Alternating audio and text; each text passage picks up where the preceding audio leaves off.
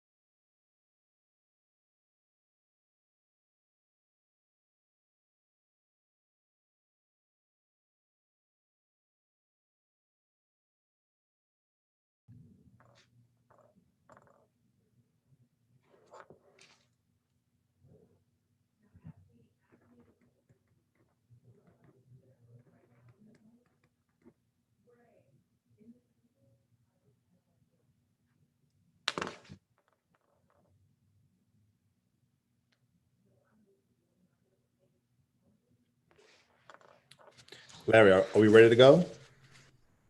We could have one more minute, Commissioner Stewart. We are starting the broadcast now. I'll let you know when it starts. Thank you. Okay.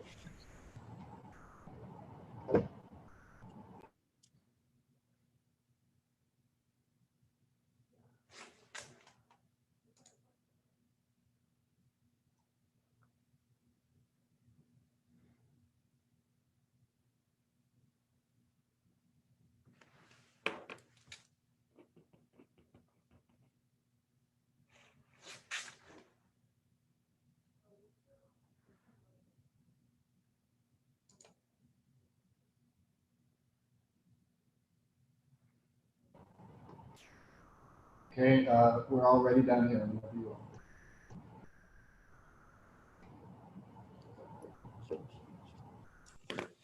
At this time now, I'd like to call the CPC meeting for January 12th, 2021, the first meeting of the year to order at 1:33 p.m. At this time now, we'll have a roll call of all commissioners present with us, starting with Commissioner Brown, Present. Commissioner Flick, Present. Commissioner Flick, Present. Commissioner Lund,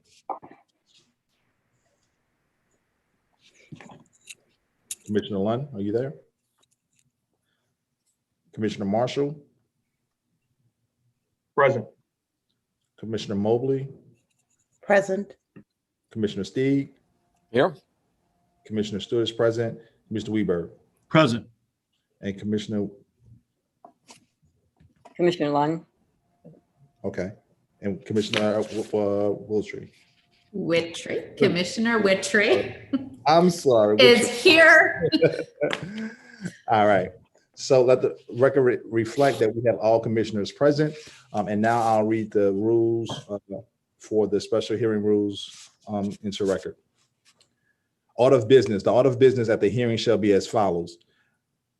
Call to order and roll call with recording of members present, approval of the minutes, reading of the hearing rules, presentation of docket, staff presentation, applicant presentation, question from members, a recess for 30 minutes, consideration of docket, public comment, rebuttal by the applicant, questions from members, voting, and then adjournment.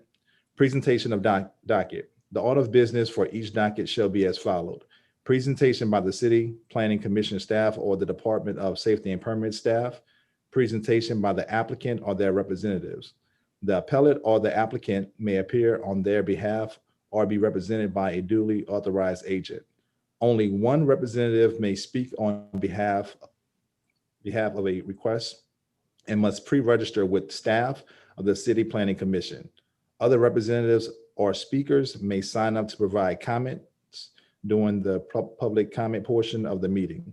The applicant shall be allowed a maximum of 3 minutes. Questions from members.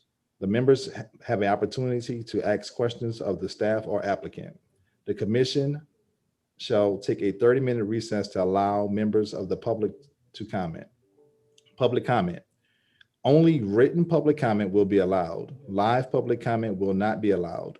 No member of the public may submit more than one written comment per agenda item. Time allowed for public comment. The public comment form will be made available at the start of the meeting and will close at the end of the 30-minute recess. Public comment must be submitted electronically on a form provided by the City Planning Commission. Any comment missing this form will not be read aloud. Each submission must contain the commenter's first and last name, the commenter's address, whether the commenter is being paid in connection with his or her comments, the agenda item. Reading of the public comments. A moderator will read into record all comments pertaining to that item that have been submitted in accordance with these rules. Comments will be read aloud in a normal speaking voice. The moderator will discontinue reading a comment once it exceeds 2 minutes. Rebuttal by the applicant.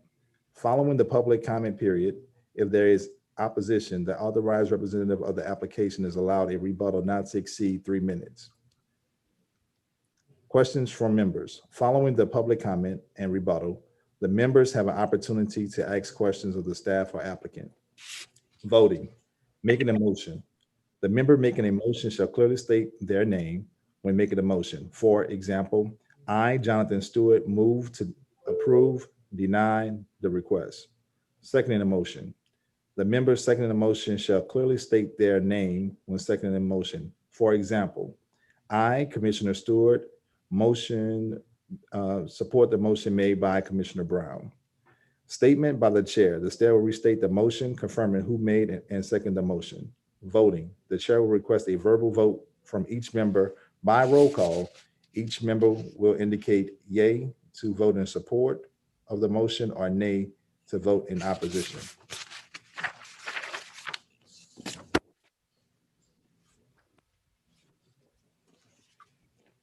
At this time now, we're moving on to our agenda.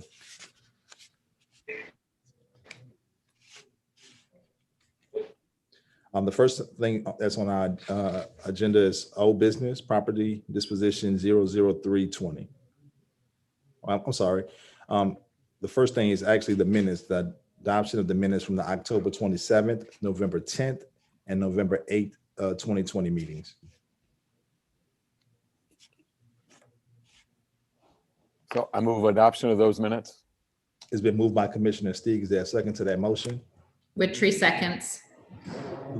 Seconds that motion. Is there any further discussion? Any discussion on that motion? If not, I'll call the question. Commissioner Brown, Yes. Commissioner Flick, Yes. Lund, Yes. Mr. Marshall, Yes. Commissioner Mobley, Yes. Commissioner Steig, Yes. Commissioner Stewart, yes. Commissioner Wittry, Yes. Mr. Weberg. Yes. Unanimous support and adoption of the meeting. Now we'll continue on with old business, property disposition 00320. Thank you, Mr. Chair. Property disposition 00320 is consideration of the disposition of immovable property consisting of any right or ownership that the city may have or claim to have in the South Front Street right-of-way between Constantinople and Marengo Streets, adjacent to Square 89 in the 6th Municipal District. Though this right-of-way is not an improved street, one can drive upon it between Constantinople and Marengo. The petition segment of the South Front Street right-of-way is bounded by Marengo, Constantinople, the New Orleans Public Belt Railroad, and Square 89. The length of the segment is approximately 300 feet and approximately 9,471 square feet in total area. The segment length is widest where it abuts Constantinople Street at 37 feet. Segment then tapers to approximately 25 feet in width at the Marengo Street side. No city agency has indicated a need for the site, and there are no lots that front on the right-of-way. In the short term, if the property is acquired by the adjacent lumber company, the site may be used for parking and may be sold at a later date for redevelopment with a multifamily use. Any future use of the land must comply with the regulations of the MU1 mixed-use medium intensity district.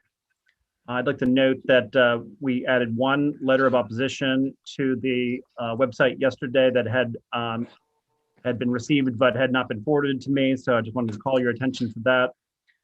Staff recommends approval subject to 4 provisos. And we do today have the representative from the city's Department of Property Management available.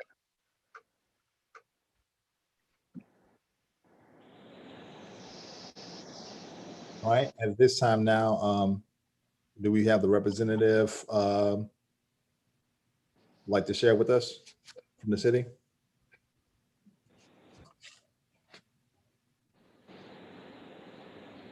We have Jennifer Kretschmann Yep. on one. Hi, good afternoon. My name is Jennifer Kretschmann. I'm the real estate administrator from the Department of Property Management. I'm happy to answer any questions, but this has really been fully vetted by all of the departments that would be technically impacted by the disposition of this paper street. Specifically, DPW is requiring removal of the streetlights, equipment, and return to the Department of Public Works. That whole mechanism has been set up. And this has been thoroughly reviewed as a traffic issue by DPW, as well as Sewage and Water Board, who has had their provisos. I don't really have anything to add other than what the Planning Commission staff has already stated in their report, but I was asked to attend because there had been some questions at the last meeting. All right, thank you, Jennifer. Are there any other representatives to speak on this matter? I know last time I think we heard from Miles Grandison. There's a follow-up asked by the commissioners. Mr. Grandison, are you with us? Yes, I'm here. Can you hear me? Yes.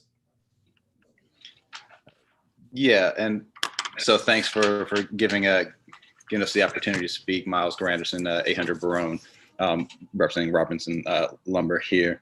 As we noted, and I think as Ms. Kretschmann noted, this is an application that, as they all are, for property dispositions that are applications by the city. There may be an interested party. In this case, we certainly are. But in order to get to this point where it's before you, it has to be an application that is made to you by the city. The city has to have deemed that the property is appropriate for a surplus auction, and that has been the case here. It is a piece of property that is unpaved.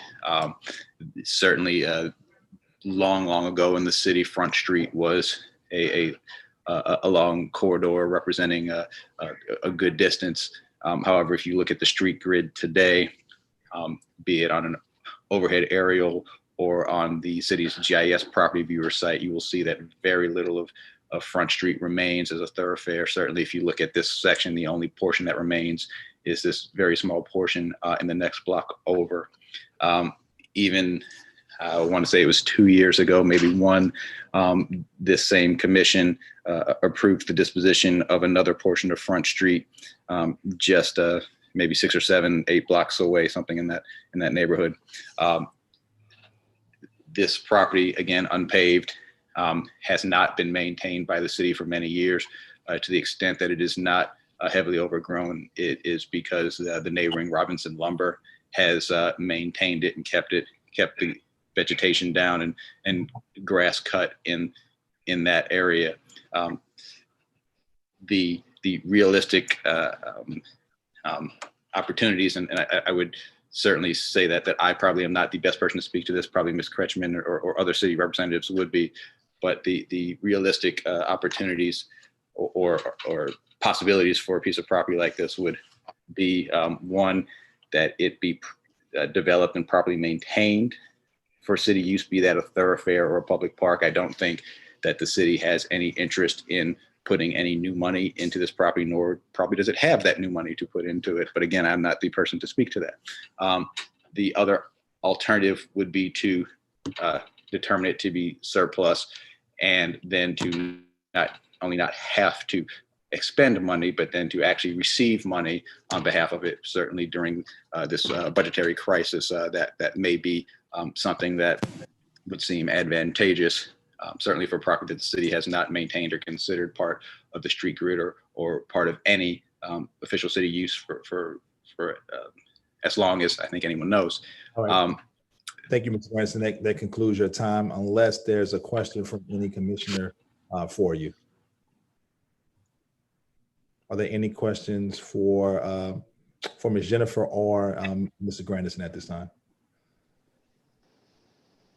as it relates to property disposition 00320? I just want clarity. The city is the applicant and Miles is he's representing the neighbor who is wanting to purchase the property. That's correct. Thank you.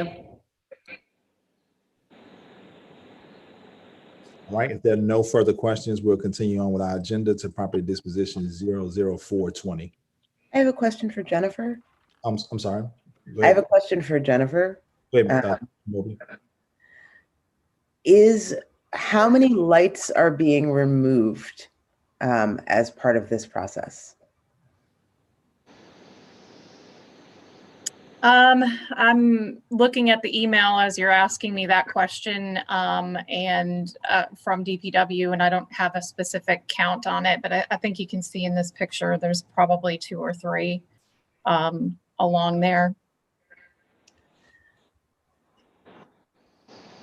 Is it necessary that they be removed as part of the disposition?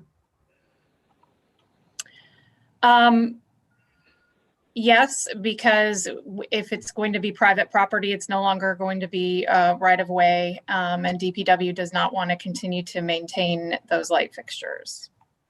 Okay. Thank you.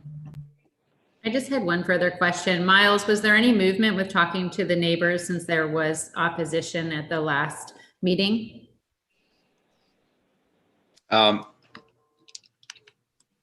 Yes, we have had some conversations and made sure we had outreach to the neighbors, both residential and business neighbors that were around. Specifically neighbors who submitted comment last time, and we had provided email addresses to the city, and were in the record. Reached out there. We also had some conversations directly with neighbors, and the feedback that I believe we got was there were several of our neighbors and business owners who expressed that they had no opposition whatsoever and were in support, and having this sort of a blank piece of city property that that is sort of a relic from the days prior to the sort of renaissance that the Tchoupitoulas corridor is undergoing, that would be a positive thing. As far as neighbors that were in opposition and that would remain in opposition, I think the feedback that we got, to put it in sum, was that they believe that Robinson specifically, since that's who we represent, that Robinson has been a good neighbor and that they have no problems whatsoever with Robinson. But as with many city processes, that there's a concern that some folks may have as to, well, what happens in the future? What happens when there's another purchaser down the road, another neighbor, whoever that may be, if that may be. And so that was the gist of the feedback that we got.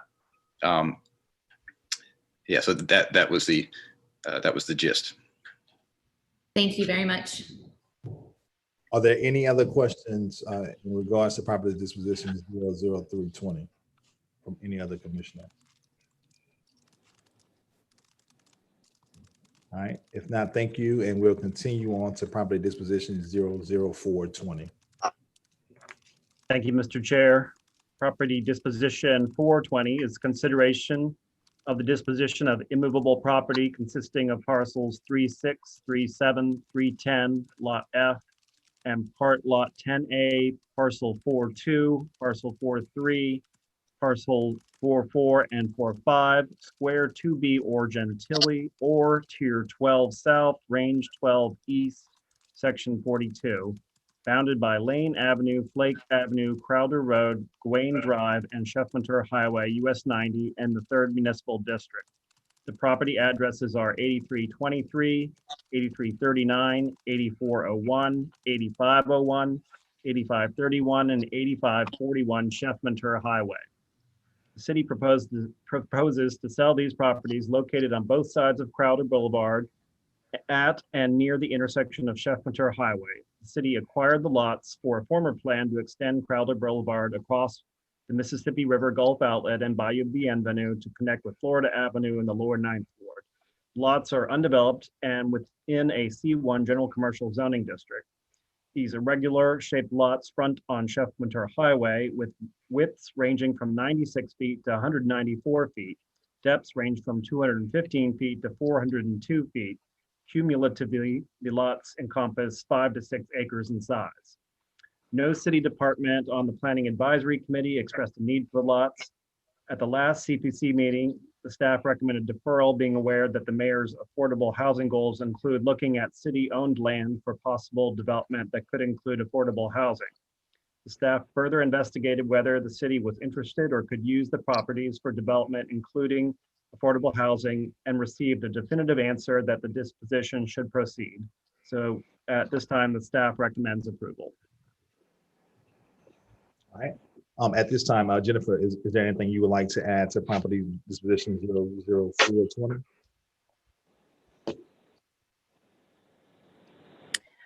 I would second, I guess, everything that's stated in the staff report. I don't really have anything other to add other than that we've held these properties and maintained them since the 70s, and it makes sense to surplus them and return the funds to the capital fund. We are, facing a lot of problems with maintaining these properties, and it would be best to put them back into commerce. All right, thank you. At this time, any questions from any commissioners for staff as it relates to this disposition? I have a question. Are there any interested parties that we know of who want to bid on this? And if so, do we have an idea of what the market value is? So unless Paul wants to answer first, I'm happy to address that. Go ahead, Jennifer. Okay, thanks. So we will need to work on securing the bond funding to have these properties independently appraised, because any auction will have to set the minimum bid as the current market value. You know, I don't want their varying size. So we're looking at whether they could be parceled together in part. So we haven't made any of those decisions completely. Specific to these 6 lots that are shown here, I know that the Bynum family, who owns the property that's in, you know, somewhat behind the farthest to the right there, Dr. Bynum has expressed an interest in that. And in fact, the Planning Commission approved the sale of that piece back in 2010. You know, but to be thorough, we wanted to make sure that it was currently approved for surplus. I'll just add that, you know, all the properties are zoned C1 general commercial, so there's a wide variety of uses that could be developed there, and you know, perhaps more in the future if the housing study recommends expanding housing opportunities in general commercial areas. Thank you. All right. Are there any other questions for staff as it relates to this document matter? If not, we'll continue on the agenda to new business, zoning docket 121. Zoning docket 00121 is a request to permit a standard restaurant to be developed at the subject property, which is in an HUB1 Historic Urban Neighborhood Business District, a CPC Character Preservation Corridor Design Overlay District, and the Magazine Street Use Restriction Overlay District. The site address is 3329 Magazine Street. It was most recently the site of a hair salon. Standard restaurants are permitted by right in the HUB1 zoning district. However, they require conditional use approval in the Magazine Street Use Restriction Overlay District. A restaurant is an appropriate neighborhood serving commercial use and is not likely to result in any detrimental impact on the surrounding mixed use and residential areas where a mixture of commercial and residential uses already predominates. The proposed restaurant is consistent with the general purpose and intent of the HUB1 Neighborhood Business District regulations and is consistent with the master plan. The comprehensive zoning ordinance contains use standards for standard restaurants that are intended to prevent or mitigate any potential untoward impacts, and the provisos recommended by staff will augment those protections. Therefore, staff recommends approval of zoning docket 00121, subject to 3 provisos. All right, at this time, is the applicant present or representative to speak on this zoning docket? Yes, sir, I'm present. You have 3 minutes. Hi, good afternoon, everyone. I would like to thank everyone for being here and also thank the chairman for your time. My name is Trent Vaughn, and I'm known as Lily's of Lily's Cafe on Magazine Street. We have been in business for 9 years. And as an opportunity present, we purchased this property and we would like to turn it into a second Lily at this property. After all the feedback from the community, we have a pouring support of our neighbors and amazing welcome us as second Lilies to the neighborhood. I hoping and wishing this second Lily would make another contributions to the community, giving jobs and opportunity under difficult time right now to the younger people or people that need jobs. I know it's a hard time, but I'm positive and very confident that we will make it. And I'm very appreciative that to be in this wonderful neighborhood that I'm in for the last 9 years. Thank you. Thank you. At this time, commissioners, do you have a question for the applicant or for staff as it relates to the zoning docket?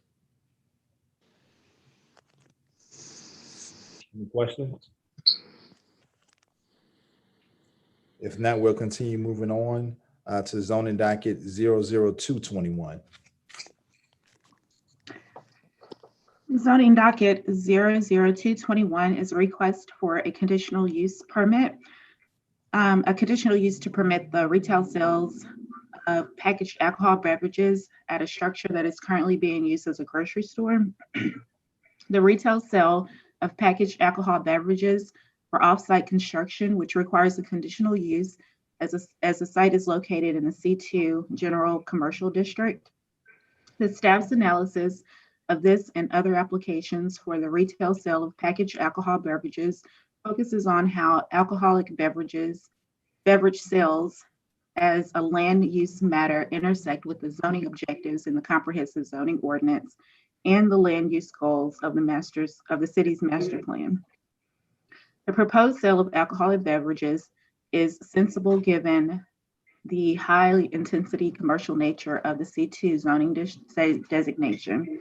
The sale of packaged alcoholic beverages is not otherwise inherently different from the sale of other food, drink products that can be appropriate if responsibly managed. Moment. Retail alcohol beverage sales are not specifically addressed by the site's master plan feature use designation. However, it is not inconsistent with the designation. In evaluating the proposal, the staff also looks to the related restrictions in the city code. Section 10-237 of the city code contains performance standards for alcoholic beverage outlets that are located within 300 feet of playgrounds, churches, public libraries, schools, funeral homes, and mortuaries.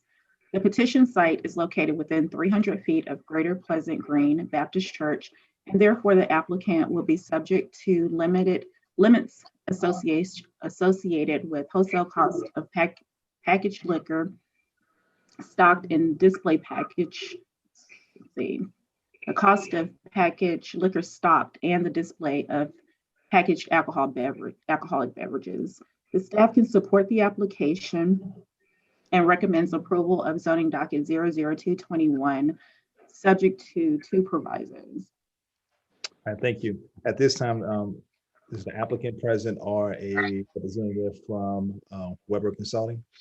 Yes, Nicole Weber here. Good afternoon. So this is the city's first touchless, locally owned touchless grocery store in response to COVID-19 and obviously a demand for a grocery store to offer pickup and delivery services, which are very crucial at this time and the foreseeable future will continue to be there to be a demand. They sell not only fresh fruits and vegetables, dairy products, seafood, meats, dry goods, snacks, party trays, you name it, this grocery carries it. So this would be just like any other grocery store that would offer also wine and liquor for sale with the usual grocery items. And like I already said, this is for pickup and delivery only. So it's a very unique concept and one that is in high demand. Not only at the grand opening in December did Reverend Moses Gordon with the Greater Pleasant Green Baptist Church lead the prayer, but also is in support. Councilmember Jay Banks, our Mayor Latoya Cantrell, Representative Mandy Landry, and Jeff Schwartz, Director of Economic Development, and Cleisha Garrett, Vice President of Governmental Affairs, Louisiana Chamber of Commerce Foundation, was also there as well in support. All right, thank you, Ms. Weber. At this time, any commissioners have a question for Ms. Weber or for staff as it relates to this zoning docket?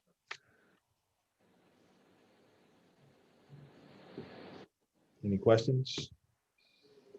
If not, thank you, Ms. Weber, and we'll continue on to zoning docket 00321. The next docket is zoning docket 421 and is a request made by the City Council, by City Council motion for text changes to the CZO.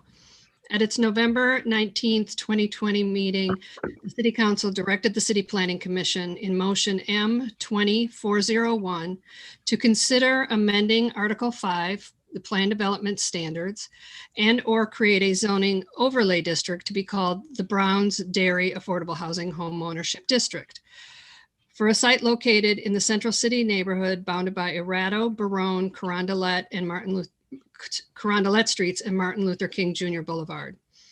Proposal was initiated in order to provide relief from the base zoning district regulations to allow the redevelopment of the former Browns Dairy site and to serve as an affordable housing homeownership tool that can be replicated in other areas of the city. The proposal seeks to reduce the minimum lot area per dwelling unit requirements for single family, two family, and townhome residences, reduce setback requirements, and allow for on-street parking spaces to reduce the off-street vehicular parking requirements for dwellings. If enacted as an overlay, the zoning tool would only cover square 240A and approximately 1/2 of square 241 in Central City. The staff does not support creating small overlay districts to provide additional development rights that benefit only one or a small number of property owners. Rather, the staff takes the position that if there are specific circumstances associated with the site, then requesting a variance is the appropriate process to seek relief from the zoning regulations.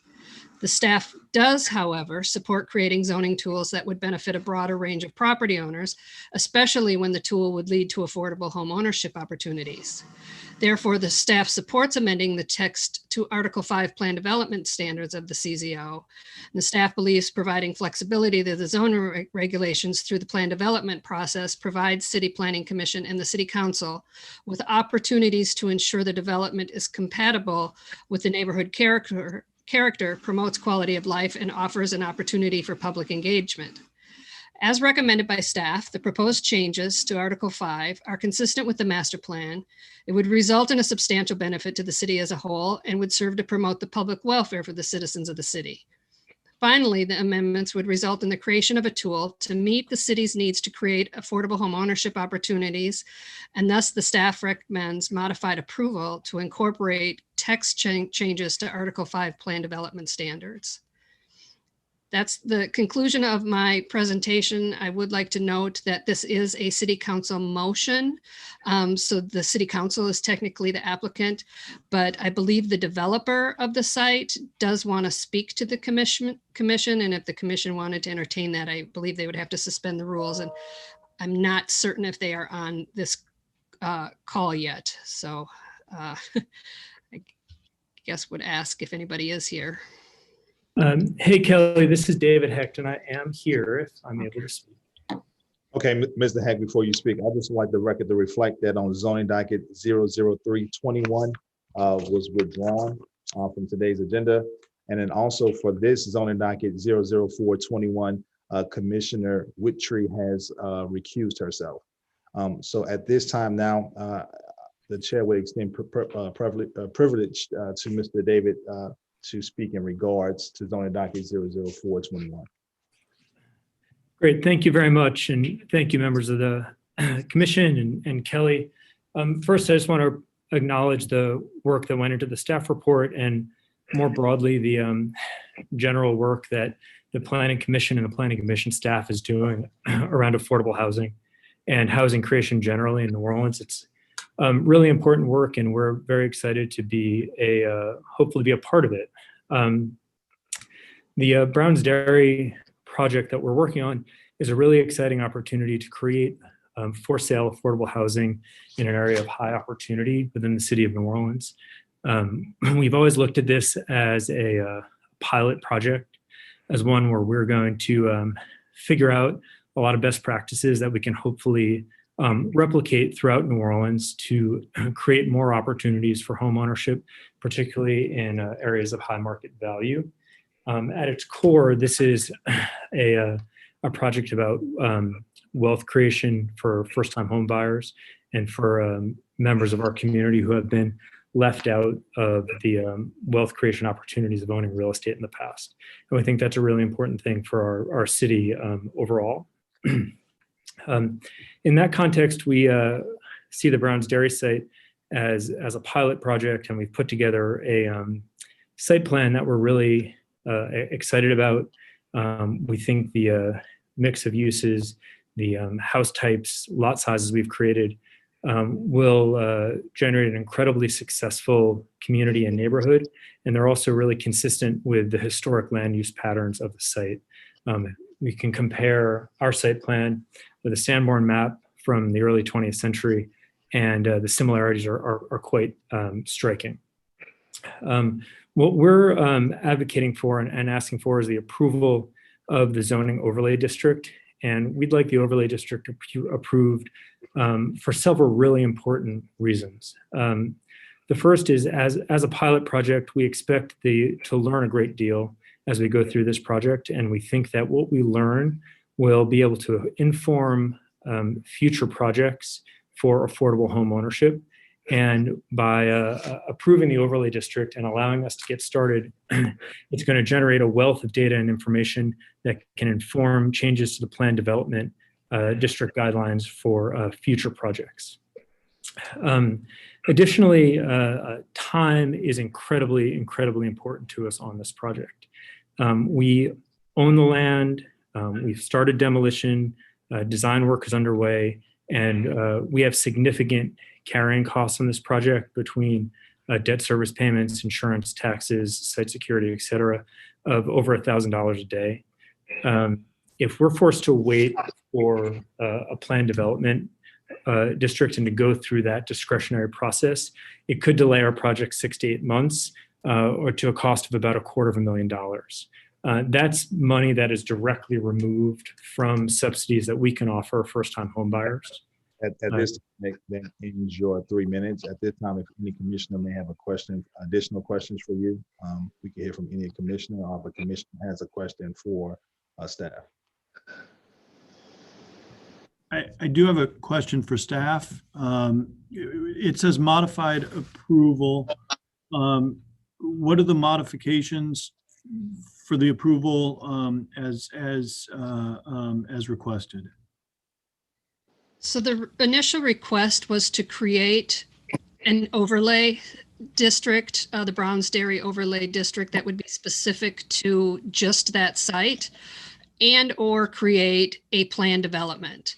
And so the modified approval is that the staff is recommending only the plan development option as their recommendation, which would allow for the applicant or the developer to submit a plan for the plan development and not creating the overlay. And to the applicant, David, that's different than what I heard you say. So can you just walk me through what you're requesting? Yeah, thank you. Our request is both and. We want to approve the overlay district and the changes to the plan development district. The overlay district enables our project to create affordable housing today, and the plan development district allows citywide creation of for sale affordable housing in the future. Without the overlay district, we're not able to create affordable housing in our project, in the first phases of our project, and then that delay will cost housing units and will be incredibly expensive. So we're advocating to allow us to create housing today, and we'd like to use our project as a template for future changes to the plan development district. So we want both the overlay district approved and the plan development district changes that Kelly is advocating for. David, that gap that you're identifying of not being able to do affordable housing in this is the timing issue. It's the 6 to 8 months. Is that my understanding? Yeah, that's correct. It's primarily timing. There's some other issues as well. The delay is expensive. We're moving ahead with the project regardless because of our timing. So we're not going to be able to build affordable housing initially if we don't have the overlay approval. And we're currently working with several city agencies to create subsidies for home buyers and other support for the project and its infrastructure. If we don't have zoning approval, we cannot participate in applications for funding. So we'll also lose out on the opportunity to apply for funding now and may lose the ability to provide affordable housing altogether. Thank you for walking me through that, both Kelly and David. Thank you. Thank you. This is Commissioner Lunn. Question first for staff. Staff, and are there any reasons from your perspective that you would need or benefit from a pilot of an overlay district versus just the text amendments now to the plan development district, and then having the text amendments changed for all future developments that would apply to? Is there any reason that this would, doing an overlay district, do you need a demonstration? So if I'm understanding your question right now, would it be beneficial to essentially approve both the overlay district and the development? Yes. Are there any advantages from the city's perspective, from our perspective? Well, from the city's perspective, to definitely consider the plan development benefits the city as a whole. It would just be in the end, you would have then a different regulation that would be over the Brown's Dairy site that was just an overlay and didn't have the same type of completed documents. A plan development is similar to a conditional use where you have the recorded plans, where you have, it stays with the land, which it wouldn't be a land use entitlement such as that. It would just be an overlay that I could see the benefit to the developer that could be changed and modified without having to go through amendments to that. But I don't know if there's a legal issue with it that if Missy or Bob see, but I imagine that both probably could go forward. Right. No, I'm purposely asking is because if I understand the applicant correctly, that, and maybe you could clarify this, Mr. Hecht, that there are benefits to the city of you demonstrating affordable housing on this particular site right now in this phase of its development. I think there are, and a few examples come to mind. As part of our development process thus far, we've done a lot of work with lenders and financial institutions to make sure our project works with lenders that can provide mortgages and loans to home buyers, particularly first-time home buyers and affordable home buyers. And we've learned a great deal in that process. It's quite complicated, and there's several facets in the proposed change to the plan development district, what city planning staff is calling the affordable home ownership plan development language. There's several aspects of that language that are in conflict with what we've learned from our conversations with lenders and others. And so I think allowing our project to proceed as a pilot, we'll be able to get real feedback on what really works, what houses will really be able to sell, at what price points, and with what lenders, and with what restrictions and guidance, and we'll be able to then generate a more robust planned development district that will generate more housing in the future. So there are several issues that I see within the current proposed amendments to the plan development that I see will be problematic, and I really think it's critical they're tested out first. All right, and that process would happen regardless whether the overlay district were granted or not. It would still be that whatever developers utilized the changes in the wording for the plan developments that allowed for greater affordable housing, whatever was learned from that could be, of course, utilized to make changes in the future, right? You're offering that yours could be a pilot right now because you're ready to go, but yeah, but I think what my concern would be that the plan development won't be utilized because its language is not set up in such a way that can be successful. And I think we want to work with the staff and planning to make sure that it is, but we have an opportunity to create housing today and go through that process and learn from it, and we don't want to lose that opportunity. And we need the overlay district in order to create the affordable housing today. if it's an overlay district versus solely the text amendment, does that allow flexibility while you are doing the development? I mean, I think that's probably a question more for Kelly than for me. I mean, my understanding is that as long the overlay district will provide update the zoning for our site. And as long as we're conforming with that zoning, we will have flexibility with our plan. We've provided to staff as a complete site plan. We're going through the lot re-subdivision concurrently with this process. So our site plan is baked, and we've shared that with planning. So we kind of are, from a process and development standpoint, we're quite locked into what we're creating. Yeah, I think there is potentially a little more flexibility with the overlay, but that's not really our primary intent here. Okay.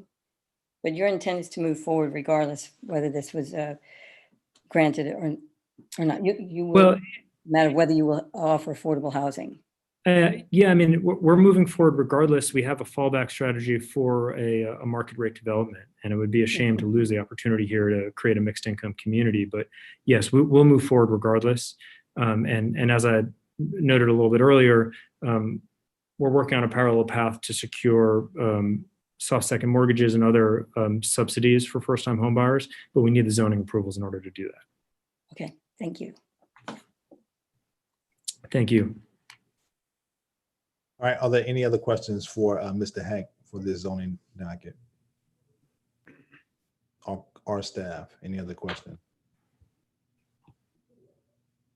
All right, Mr. Heck, I just have one question for you. When you talk about, I understand there's a plan to move forward with market rate. Can you, I guess, share the details of what market rate versus affordable housing? What would affordable housing pricing look like versus maybe the market rate? Yeah. Sure. So we're proposing a mixed income community of 53 homes. It's going to be a mix of single and two family homes. One of the core suppositions here is to utilize the kind of traditional New Orleans wealth creation tool of a double. So to give a home buyer, particularly a first-time home buyer, an opportunity to have an income-producing unit to offset their mortgage and carrying costs. But to answer your question directly, we think market rate houses in this location and the types of houses we plan to build will range from, probably $400,000 to $600,000. The affordable homes, we're targeting affordable doubles, and we're looking at some of the HUD guidelines and other pricing guidelines for them, but the double price will be a little bit over $300,000. Affordable singles will probably be about $100,000 less than that, in the $200,000 range. And this is partly a function of some of the buyer subsidies that we're working on getting concurrently, and working with our lending partners as well. So we have some preferred lenders lined up who are looking to get CRA credits, Community Reinvestment Act credits, for providing loans to the first-time home buyers. So we kind of put the subsidy and our cost basis together, and make sure we get a house that somebody who's that somebody can carry at 30% of their income, right? So they're not cost burdened to own the home. Are there any other questions from Mr. Heck?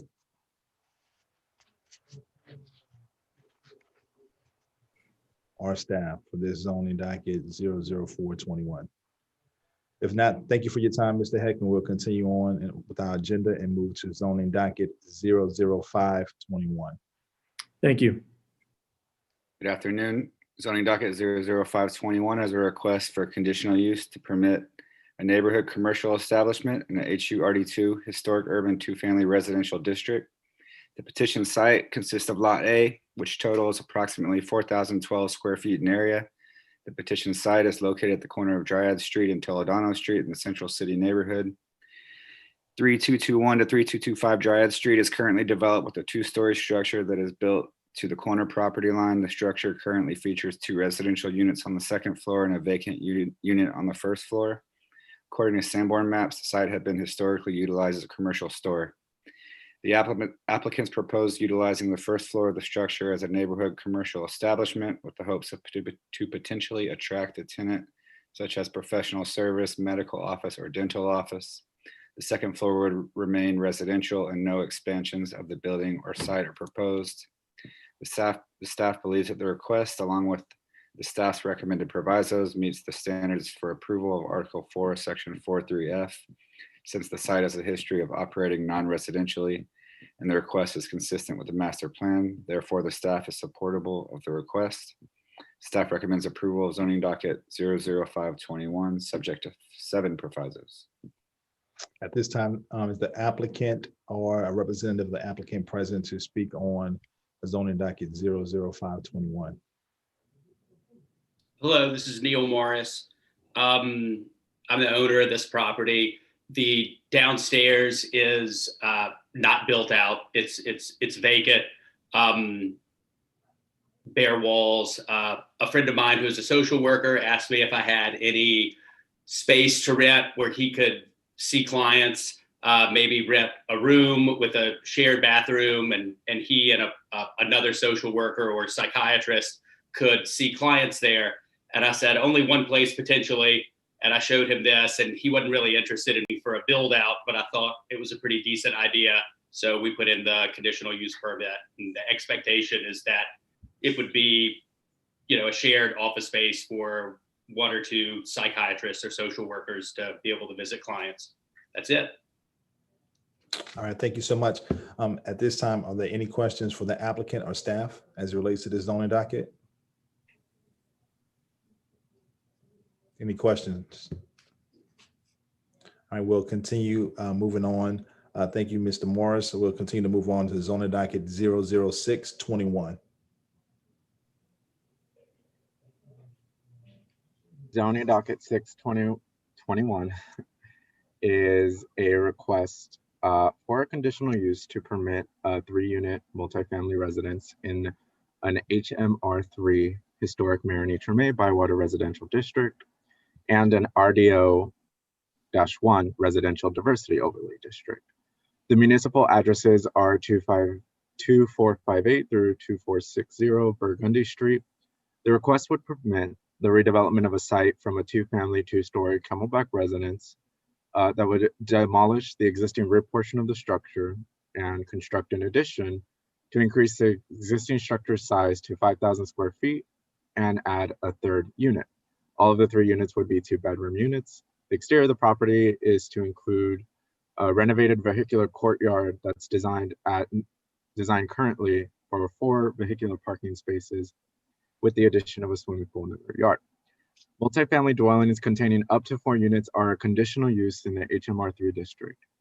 The proposed use for the site is essentially the same as precedents that have and currently exist in the neighborhood, and is thus compatible with the surrounding area, which does include other multifamily structures.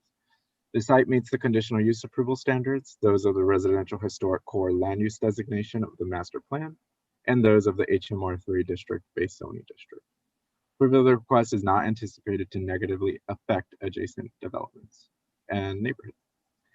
The staff recommends approval of zoning docket 621, subject to 7 provisos. Thank you. At this time, the applicant or a representative of the applicant present to speak on zoning docket 00621. Yes, I'm here. All right, Mr. Hughes, you have 3 minutes. Good afternoon. My name is Hans Hughes. I'm here today representing the property owner, Bryant Rice. We are requesting a conditional use to permit a 3-family dwelling on Bryant's current residence at 2460 Burgundy in the Marigny. The owner currently occupies the site and plans to renovate the property and retire here with 2 long-term tenants. Even though it's not required, we are providing off-street parking. And we have received positive feedback from Bryant's neighbors through the neighborhood participation program and have received approval from the president of the neighborhood, the Historic District's Landmark Commission, and staff approval from the Planning Commission. I'd like to thank the staff for assisting myself and the homeowner in this process, and we ask that you approve this request. Right, thank you. Do we have any questions for the representative or for staff as it relates to zoning docket 00621? If there are no questions, we'll continue on to zoning docket 00721. For this docket, Commissioner Flick and also Commissioner Whittree will be recusing themselves.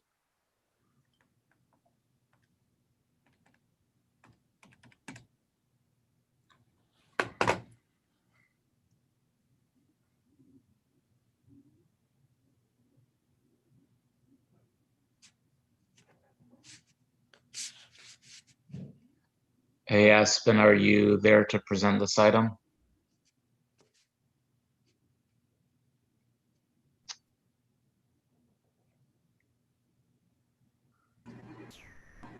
Sorry, yes. Zoning docket 00721 is a request for conditional use to permit a primary educational facility in HURD2 Historic Urban Two-Family Residential District located at 4219 Constant Street. The petition site is located within the St. Henry Catholic Church congregation, which encompasses several blocks at the intersection of General Pershing Street and Constant Street. The proposal will expand the École Bilingue de la Nouvelle Orleans School by utilizing an additional building owned by the St. Henry Catholic Church located at 4219 Constant Street, with a total square footage of approximately 4,545 square feet. The school also operates facilities within the same block along General Pershing Street within the same church complex. However, expansion at Constant Street will be a new conditional use.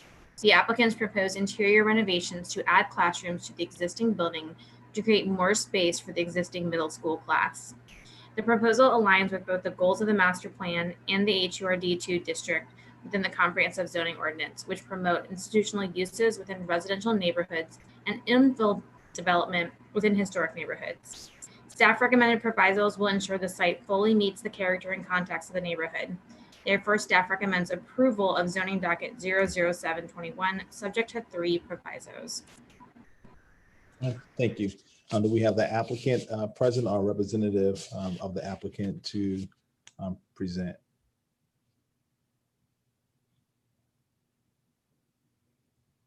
Yes, hello. Yes, we can hear you. All right, thank you. Hello, ladies and gentlemen. I'm Pierre-Luc Denichou. I'm the head of School of École Bilingue. Thank you for allowing me the opportunity to present this project. So École Bilingue is the only private independent French immersion school accredited by the French government in Louisiana. And we are welcoming students from 18 months to 8th grade. As an independent school, École Bilingue is mission driven and has the opportunity to make an independent choice. Our class sizes are between 14 and 18 students, as we feel that those low numbers are ideal to create the most efficient learning environment, allowing differentiation in the classroom and meaningful collaborative work between the students. École Bilingue is a member of many national and international networks and is currently going through the process of becoming an ISAS school. So École Bilingue and the congregation of Centenary are applying for a conditional use to allow educational facility use of the building located at 4219 Constant Street, which is located in HURD2 district and have been used for institutional, not residential, uses since more than 50 years. The project involves the renovation of the Blaise Pauline Center into classroom and offices for the use by the École Bilingue school.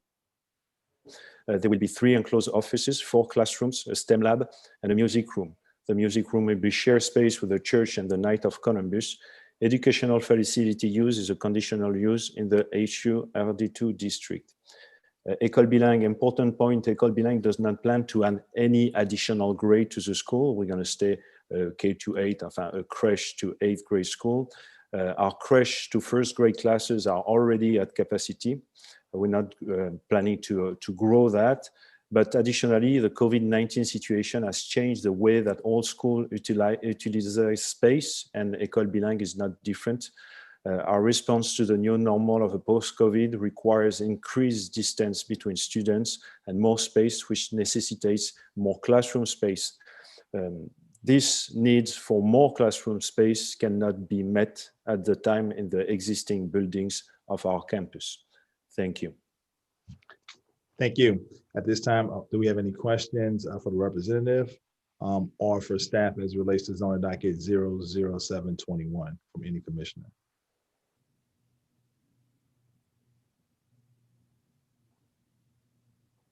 Just a question. This is to expand current class size. What's the expansion that you're planning, sir? It's actually to add more class size and to have an independent middle school.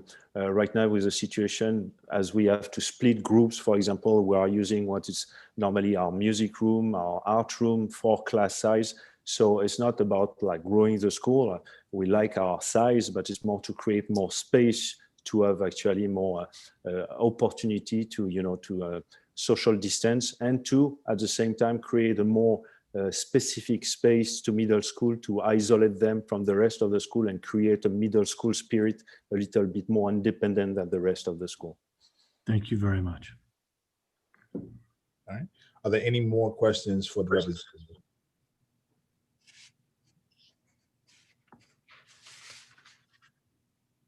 All right. If not, thank you so much, and we will continue moving on to subdivision docket 13120. Subdivision docket number 13120 is a request for re-subdivision of two existing lots of record, Lot 4 and Lot B, which are located at the municipal addresses 2206 Esplanade Avenue and 2315 Barracks Street, respectively. Both of these lots are located in the Esplanade Ridge Historic District and in the Terminate neighborhood. Lot B is currently occupied by a historic single-family home, and Lot 4 is occupied by a structure which has historically been a commercial use and is now unoccupied. This subdivision proposal is motivated by the applicant's desire to redevelop and sell proposed Lot 4A while maintaining the current parking and rear egress to Lot BA. As shown in the slides, a driveway currently leads through Lot 4 to a parking area at the rear of the existing residence on Lot B, and this portion would be transferred to the owner of Lot B if the subdivision is approved. The owner of Lot 4 intends to demolish the existing structure and redevelop the proposed Lot 4A with a two-family structure. The proposal is a Policy B subdivision, which requires review by the City Planning Commission because the proposal would result in insufficient lot size on proposed Lot 4A. Further, the proposed subdivision results in an L-shaped configuration of proposed Lot BA, which would also have double lot frontage on Esplanade and Barracks. The subdivision requests typically subdivision requests resulting in irregular shaped lots require approval from the City Planning Commission. Staff finds the configuration of proposed Lot BA to be approvable, given that there is precedent for other lots with double lot frontage in the area, and the proposed dogleg extension from Lot BA would comprise less than 15% of the entire lot. However, staff cannot recommend approval on the proposed subdivision because the proposal for Lot 4A fails to meet 2 of the 3 Policy B criteria. The CZO requires a minimum of 4,400 square feet to be provided on a lot intended for two-family development in the HURD1 zoning district, the subject zoning district. And the proposed subdivision will in fact reduce the total area to 2,021 square feet approximately. And this would result in a lot which is substandard in area for both single family or two-family development. And two-family development is the proposal for proposed Lot 4A. Further, staff finds that the existing condition on Lot 4 does provide adequate area for development of a single-family dwelling, and Article 25 of the zoning ordinance permits development of single or two-family structures on existing non-conforming lots in historic urban districts. So given there are other ways to meet the applicant's development goals without creating a nonconformity or failing to comply with the subdivision regulations, staff cannot consider this proposal to introduce a general improvement and recommends denial of subdivision 131-20. All right, thank you. At this time now, is the representative or president? Yes. Do you hear me? Yes, we can hear you. Okay. MBR Real Estate is the owner of Lot 4, and K&T is the owner of Lot B. They're affiliated right now. They're affiliate businesses, which is why the arrangement is fine right now. Okay, can you state your name and Matthew Livicari, and I'm representing both sides of this, basically, both K&T and MBR. Okay, thank you. And the motivation is they're planning on, both entities plan on holding on to each property for a while. The thing is, in the future, if we go and sell it, the if we do a servitude, it's going to be an encumbrance, and they'd rather not have that encumbrance because that's often an issue when you're trying to move property, you understand? So that's the primary motivation right now. And there is plans, they have permits to build a double on lot 4 currently. I do understand that there will be an issue if it is approved, because then we'd have to go in front of the BZA. But speaking to my clients right now, they're fine with that idea, if need be. And that's all I got to say right now. All right, thank you. Are there any questions for the representative or for staff as relates to the subdivision docket?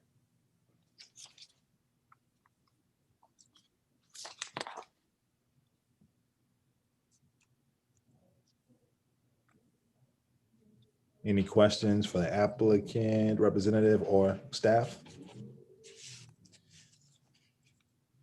If not, we'll continue on to subdivision docket 13220. Subdivision docket 13220 is a request to re-subdivide lots 1, 2, and S into lots S1 and S2. The municipal addresses are 1704 Bayou Road and 1105 and 1137 North Claiborne Avenue.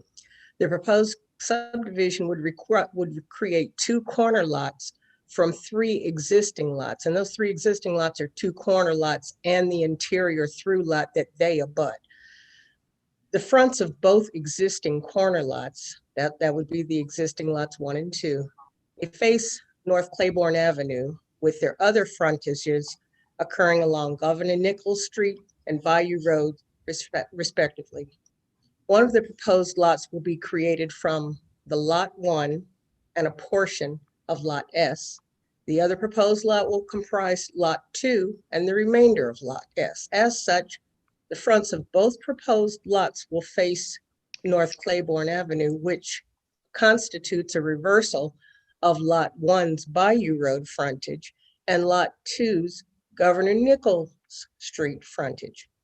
The proposed subdivision will also result in the 2 proposed lots' rear yards abutting a required side yard. And for that reason, this request requires review by the City Planning Commission in accordance with Article 5, Section 518 of the subdivision regulations. Section 518 states that the City Planning Commission will look with disfavor upon proposals for reversal of lot frontage if they will result in a side yard abutting a required rear yard. However, Section 518 also contains an exception to this general policy of disfavor. Reversals of lot frontage are acceptable when the existing lot pattern within 500 feet on both sides of the proposed subdivision on each affected street contains development on which 50% or more lots have similar frontage. The request at hand meets the criteria for that exception and thus is approvable.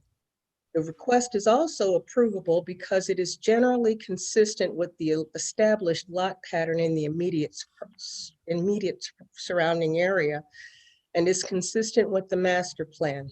Additionally, the reversal of lot frontages will result in the new lots facing a major street, North Claiborne Avenue, which the regulations encourage. Accordingly, the staff recommends tentative approval of subdivision docket 13221, subject to 3 provisos. All right, thank you. And do we have a representative from the Williams Architect with us? Williams.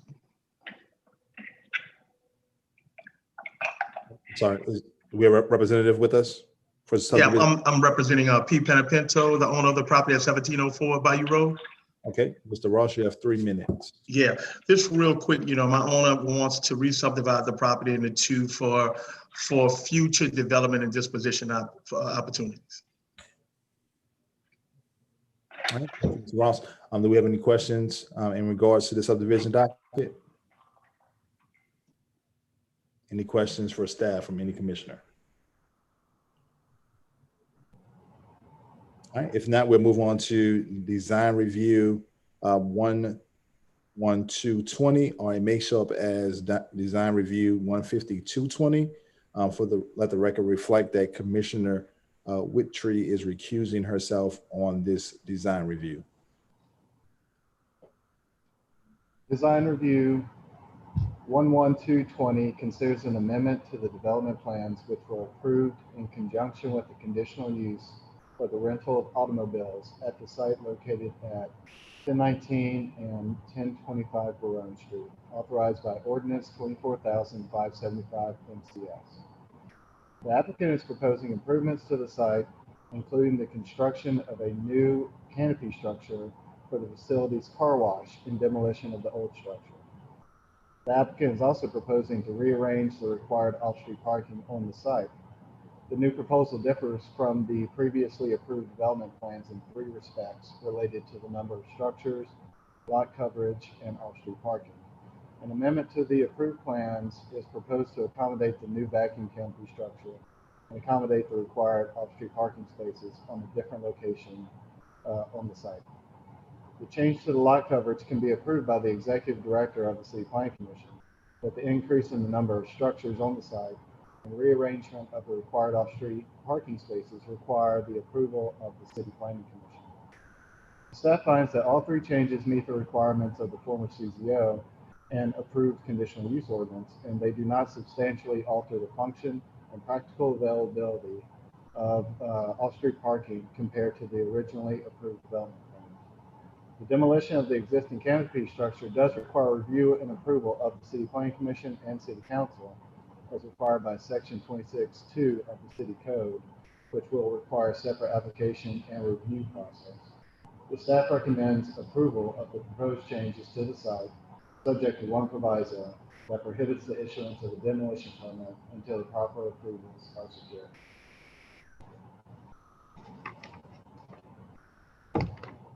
Thank you. At this time, do we have a representative from the Williams Architect? Yes, sir. Okay, you have 3 minutes. Please state your name and address for the record. My name is Dixon Jellick with Williams Architects. This is 1019 Barone, the enterprise facility. And as everybody knows, we've had a difficult past year, and Enterprise is enacting a Clean Car Act to all of their national facilities. And this is an effort to provide a much greater cleaning system than they have right now to their vehicles so that they can continue their business effectively and cleanly. While the site parking has been adjusted, it is more to improve the flow of their use in their vehicles on through drop off, cleaning, and issuing a car to somebody else. We still have obviously provided the required parking needed, and we appreciate the staff support. Thank you. All right, thank you. Do we have a question for the representative or for staff as it relates to the design review 11220?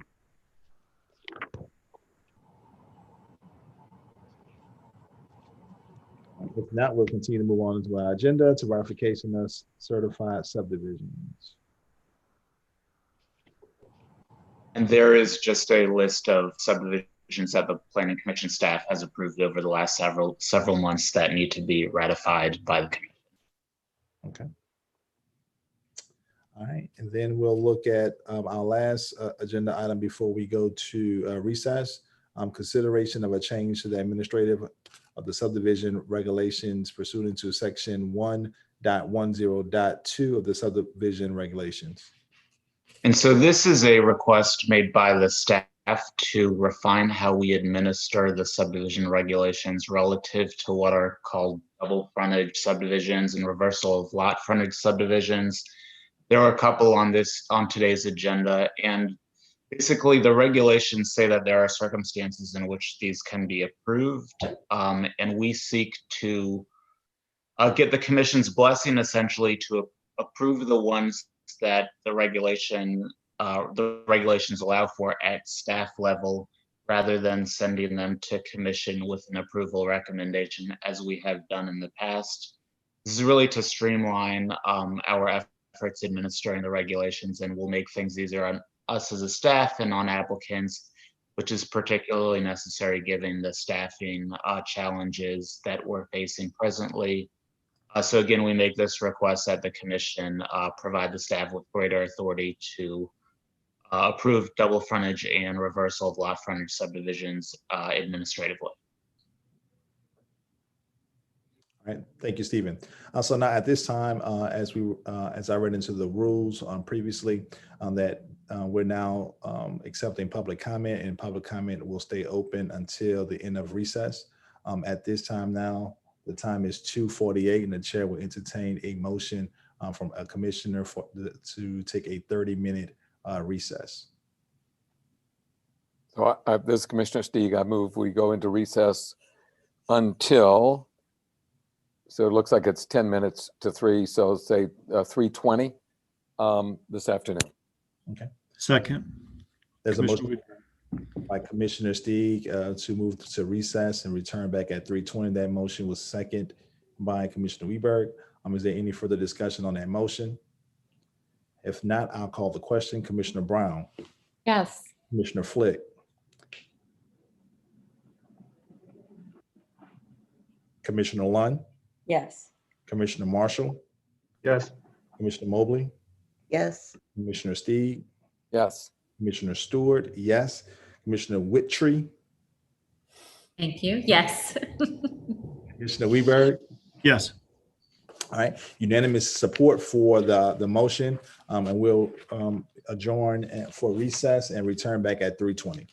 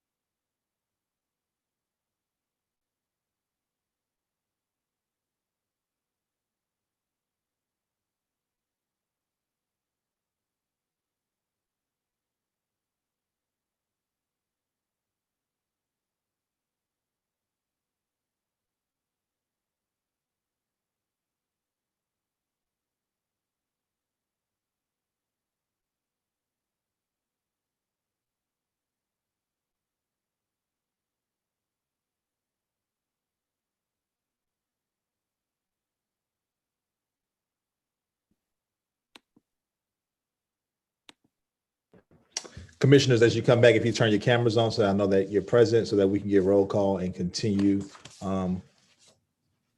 with our agenda.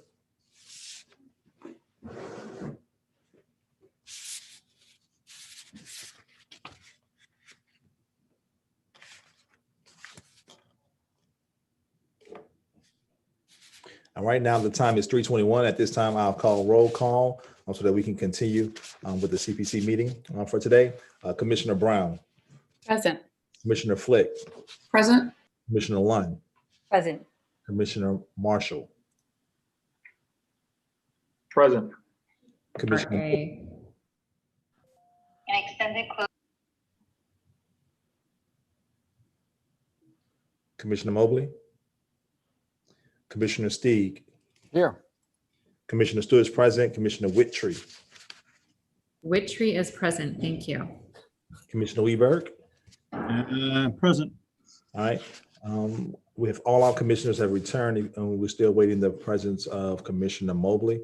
But at this time now, I'm going to ask that commissioners check your email to see if we received any public comment. Commissioner Mobley was right on cue.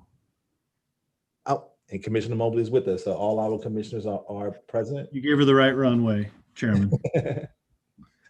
All right. So at this time, we received one public comment in relation to property disposition 00320.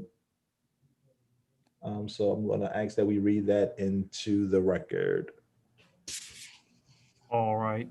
I think we have a number actually for that docket. Okay. The first one is from Matthew Henry, 4000 Chapatula Street, in support of the application. He states, I have worked for Robinson Lumber Company for 3 years. I am in support of this application due to the fact that the land is not in good condition and is unsightly due to trash being routinely dumped on the land along with abandoned vehicles. Thank you. Next from Daniel Bolsner, 3981 South Front Street, in opposition. My name is Daniel Bolzer. I live on 3981 South Front Street. I live here with my daughter who is 10 years old. I strongly oppose the sale of South Front Street between Constantinople and Marengo Street. It is not an abandoned lot as stated by the developer. It's an important road for us to be able to get to and from our homes when roads are blocked. This street is also used by me and my family for riding bikes and neighbors to walk their dogs. I'd also like to add that in the previous meeting about this sale, developer promised a community outreach. This did not happen. Thank you for your time. Next, from Court Robinson, 4515 Camp Street, in support. I see this as an opportunity for the city to generate some cash for a piece of property that is not being used. The property has been known to have a lot of trash and sometimes has been a location for criminal activity, including a dead body that was found there many years ago. Next, from Anne Marie Marsiglia, in opposition. Her address is 3977 South Front Street. Thank you to the committee. I appreciate that you all agreed to defer decision on this issue to allow for more discussion. Most of us are taking time off to attend and comment, which is challenging, and I appreciate your time and consideration. It's frustrating to me that in the last meeting, Mr. Granderson implied that Front Street, in his words, is decrepit, abandoned, overrun with vagrants, abandoned cars, and illegal dumping, all of which are decidedly untrue and insulting to the neighborhood. I take 3 or 4 walks a day through the area and it feels very safe to me, even as a woman alone in the dark or after dark. Some of Robinson's employees stated that they don't feel safe, and I want to acknowledge that. From what I understand, the area has changed a lot and it wasn't as safe in the 80s and 90s, and I'm sympathetic to their memories. However, I've not had that same experience. This strip of South Front Street is actively used as a right-of-way for traffic, as overflow parking for business patrons and employees, and as a place that the community enjoys the open space. Should this land be rezoned and sold, there is no guarantee what will be done with it once it becomes private property. Sam Robinson reached out to the neighbors individually and we exchanged a few emails.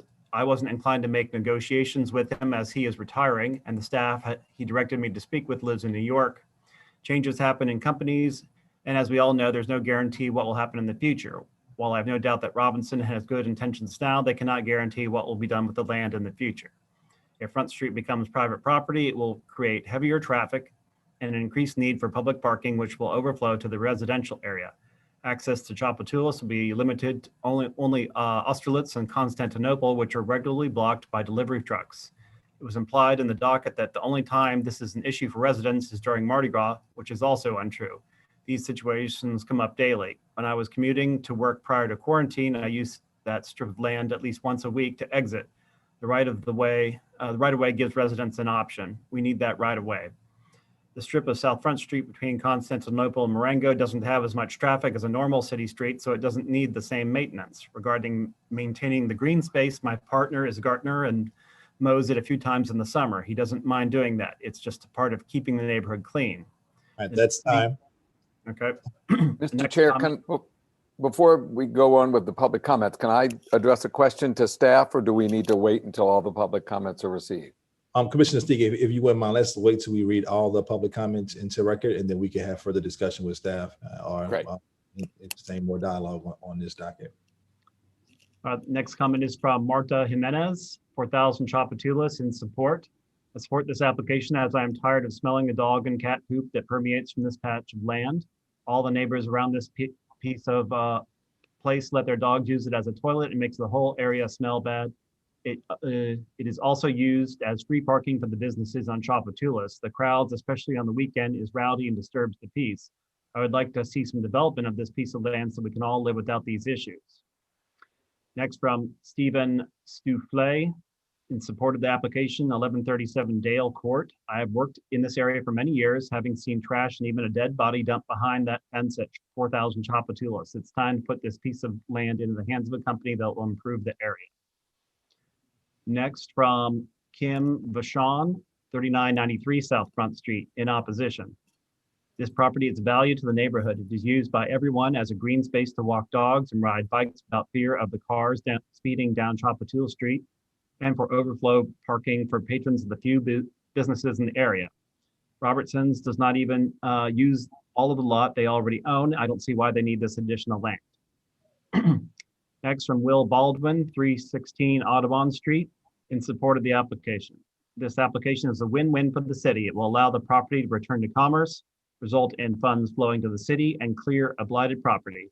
I wholeheartedly support this application. Next, from Wesley Robertson, 4020 Tchoupitoulas Street, in support. I own a property parallel to this street. This frontage road is a dump with trash and broke down vehicles. It is not a drivable road. It's scary to be around there at nighttime especially. It would be in the best interest of the neighborhood to sell this land to Robinson Lumber Company and let them redevelop it. I'm sure the city could use the revenue from the sale and the increased taxes that will yield down the road. Please help us make our neighborhood more presentable and sell this small strip of land to someone that will do something with it. I'm sick of watching trash pile up here. Next, from William Harper, 3920 Annunciation, in opposition. The land on South Front Street is currently being used by many residents in the area, myself included, as a common space and should not be sold. Thank you. Next, from Shoko Ostroff, 4,000 Tchoupitoulas, in support. I'm an employee of Robinson Lumber Company of 3+ years who leave the office later in the evening most days. The strip of land gets really dark in the evening and I always fear for my safety leaving the office, walking to my car, especially knowing the previous events that happened there. Private bidder to purchase the property would develop the land to a good use and improve the safety of the neighborhood. Next, from Emily Loska, 3983 South Front Street, in opposition. I'm in opposition to allowing any purchase or the redevelopment of this land. It serves a number of purposes for the neighborhood that are even more important than considering the rapid growth of the businesses in the area. Provides much needed parking for the local restaurant. Without the space, patrons would potentially park up the street in front of the residences. We do not have regular street parking. We don't even have sidewalks back here. Being able to park near the home is important for my family. My child has a disability, and while it does not affect her mobility, it does affect her comprehension, and it is very difficult to navigate daily life if she cannot be on eyeshot while I am loading or unloading the vehicle. The overflow parking in that space in question is keeping this under control. It is also a passable street, even with the parking there. The neighborhood uses this space for a number of things, including walking their dogs during Mardi Gras. The space is a quiet, convenient space to stage the horses, close up the line, but not so close that the horses are stimulated by what they are being prepared while they're being prepared for the parade.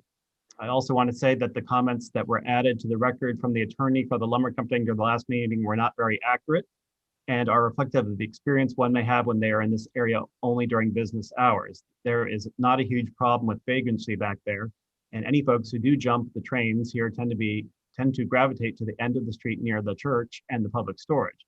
It is easier to take shelter and sleep against the wall in a corner than it is against an open fence. I'm an outreach worker, and in the times that folks have found themselves back in this space, I have no problem with addressing their concerns, and NOPD crisis has been cooperative and responsive, helping folks to find shelter and services that they need. The only issues we have here are longstanding with the one person who lives in a van and has parked here for years, again, and at the end near the public storage on Austerlitz, not on South Front. Cars that are dumped on the street near the houses and not on the strip behind the lumber company. The city has come to collect them pretty rapidly. Those concerns seem irrelevant to the question at hand and seem only to be mentioned to paint an inaccurate picture of that space. As longtime resident here, I assure you that is not so. Next from Miles Granderson, 800 Barone Street, in support. The following people have written to express support of this application and requested that we submit their support on their behalf. Mia Freiberger Devalier. Mia and her husband own La Petite Grocery, address 4238 Magazine. Pierre Massanet, 1829 Jackson Avenue. David Claiborne, who owns a small business and has a relationship with RLC for many years, address 2838 Coliseum. Henry Marshall, who is a rental property owner in the neighborhood, address 253 Pine Street. As you may remember from our last meeting, there are also 12 people who support of the application. Next from David Claiborne, 2838 Coliseum, in support of the application. This has always been an eyesore and it'd be great to have something done with it. Next from Mia Freiberger. I think we've done this one. Or perhaps not. Mia Freiberger Devalier, 4238 Magazine, in support. Justin and I own La Petite Grocery restaurant in the neighborhood and support the sale of this derelict property. The Robinsons are great neighbors and can only improve things for all of us. Next from Gordon Cobb Jr., 3920 Magazine Street, in support. We are the master developer and owner of several large commercial properties along Tchoupitoulas, including the Riverside Market Shopping Center at 5300 Tchoupitoulas, the Extra Space Storage at 4866 Tchoupitoulas, and the Extra Space Storage at 1601 Tchoupitoulas. We have also recently opened newly renovated offices at 3920 Magazine, a building which was previously twice in the city's blighted notices. We are heavily invested in this neighborhood and its success. I have loved witnessing and being a part of this transformation of Tchoupitoulas in the recent years. I strongly support the city selling one of the last vestiges of the old, underutilized, and withered Tchoupitoulas corridor, this undeveloped, unmaintained, and tucked away piece behind 4000 block of Tchoupitoulas. I look forward to this being owned and maintained by a new private party. The revitalization of the Tchoupitoulas corridor has allowed my business to succeed, and this is becoming a safe, vibrant, and attractive stretch. As a deeply invested business owner, I can't tell you how helpful it is. Each step of the area improvement is for all of us. And perhaps more importantly, this sale of surplus city property will generate much needed revenue for other improvements around New Orleans. Thank you for your attention in this matter. Next from Garner Robinson, 4000 Tchoupitoulas, in support. Dear CPC, growing up in our family business, I've been coming to this office on Tchoupitoulas since I was a child. The neighborhood has been important to my family since we moved to the office here in the 1980s, and I don't think there is anyone more invested in the well-being in its well-being than we are. We've always thought of ourselves as good neighbors, and after discussing with several of those in opposition, we understand that most everyone agrees we are a good neighbor. We plan to continue to be good neighbors to everyone in the area, and I think the best possible thing we can do for our neighborhood is rid of this blighted and dangerous area, which over the years has been home to abandoned cars, vagrants, and even a dead body. Next from Catherine Sloan, in support. Many employees of Robinson Lumber stay at the office long after it gets dark outside and we feel unsafe walking to our cars. Next from Elizabeth Stern, 5500 Laurel Street, in support of this application. I am writing in support of the petition to make available for sale property in the South Front Street right-of-way between Constantinople and Marengo Streets, adjacent to Square 89 in the 6th Municipal District. I have worked within 1 mile radius of this area for over a decade. Generally, I'm in support of anyone in our neighborhood who would like to improve otherwise abandoned and unkempt property. Robinson Lumber and its leadership have the best interest of the neighborhood in mind and have always demonstrated a high level of conscientiousness to the area. As a growing number of employees should feel safe walking to their cars in the evenings, I am sure the employees of surrounding businesses and restaurants feel the same. Aiding this growing business helps us all. Next, Price Lanier, 4101 Magazine, in support. As a nearby business owner, I support the sale of this land. Hopefully someone can put it to good use. Next, from Colleen Connor, 725 Aileen Street, in support. I am in support of this application. Next, Simon Stelly, 3977 South Front Street, in opposition. The representatives for Robinson just lied to the committee in saying that they met with the neighbors and we are met with approval. Not the truth.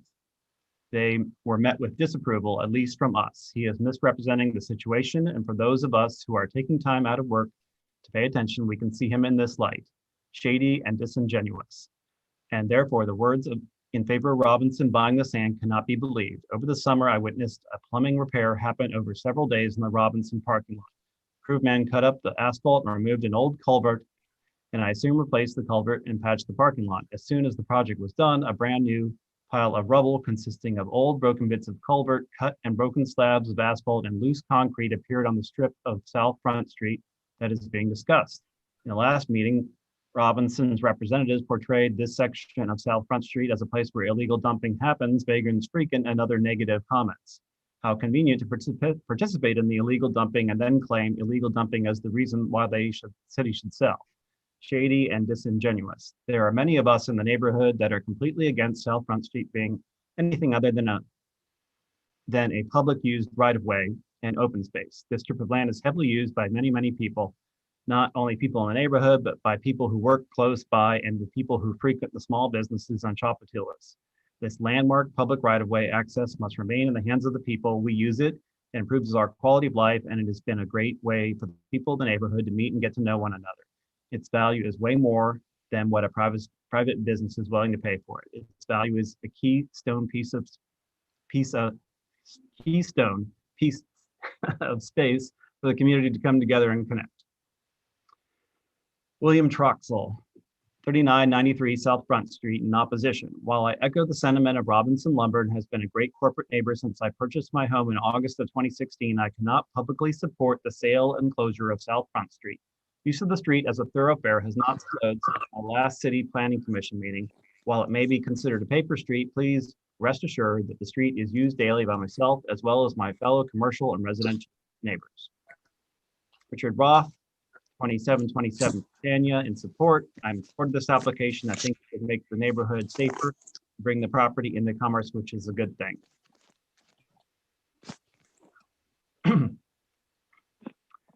Need some water. Matt Cronin, 3983 Tchoupitoulas Street, would like to provide or request information regarding this application. The owners of Mojo Coffee Roasters, located at 3983 Tchoupitoulas Street, do not have an opinion about the property under consideration and have no objection to the sale of the 4000 Tchoupitoulas Street surplus land as a private owner. We only ask that we be notified prior to any development of said land that would impact parking or traffic on Tchoupitoulas. Next, Daniel Lennon, 1814 Constantinople, in support. South Front Street between Marengo and Constantinople makes no sense. The city should have put this parcel on the market decades ago. The entirety of the Front Street from Marengo past the New Orleans Public Belt Railroad is already in commerce, and selling it for much needed city revenue plus future property tax income is the correct thing to do on behalf of all citizens of New Orleans. Currently is a strip of grass between the railroad and the private parking lot used for dog walking and employee parking for a smattering of new businesses in the 3900 block of Tchoupitoulas. As a tax-paying citizen who lives further up Constantinople Street in an area zoned commercial residential with no such special perks, I say sell it while someone else still wants it.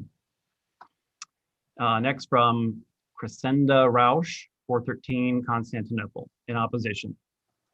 In regards to the disposition of South Front Street right away, whether or not the street is maintained, it is used by the community both by vehicles and pedestrians. To sell it to a private company will prevent neighbors, customers, and employees from using it as overflow parking when the businesses on Tchoupitoulas are in operation. As a resident that would be directly affected by the loss of the right-of-way, I am skeptical of the claims that Robinson Lumber wants this property for extra parking for employees, as it is claimed.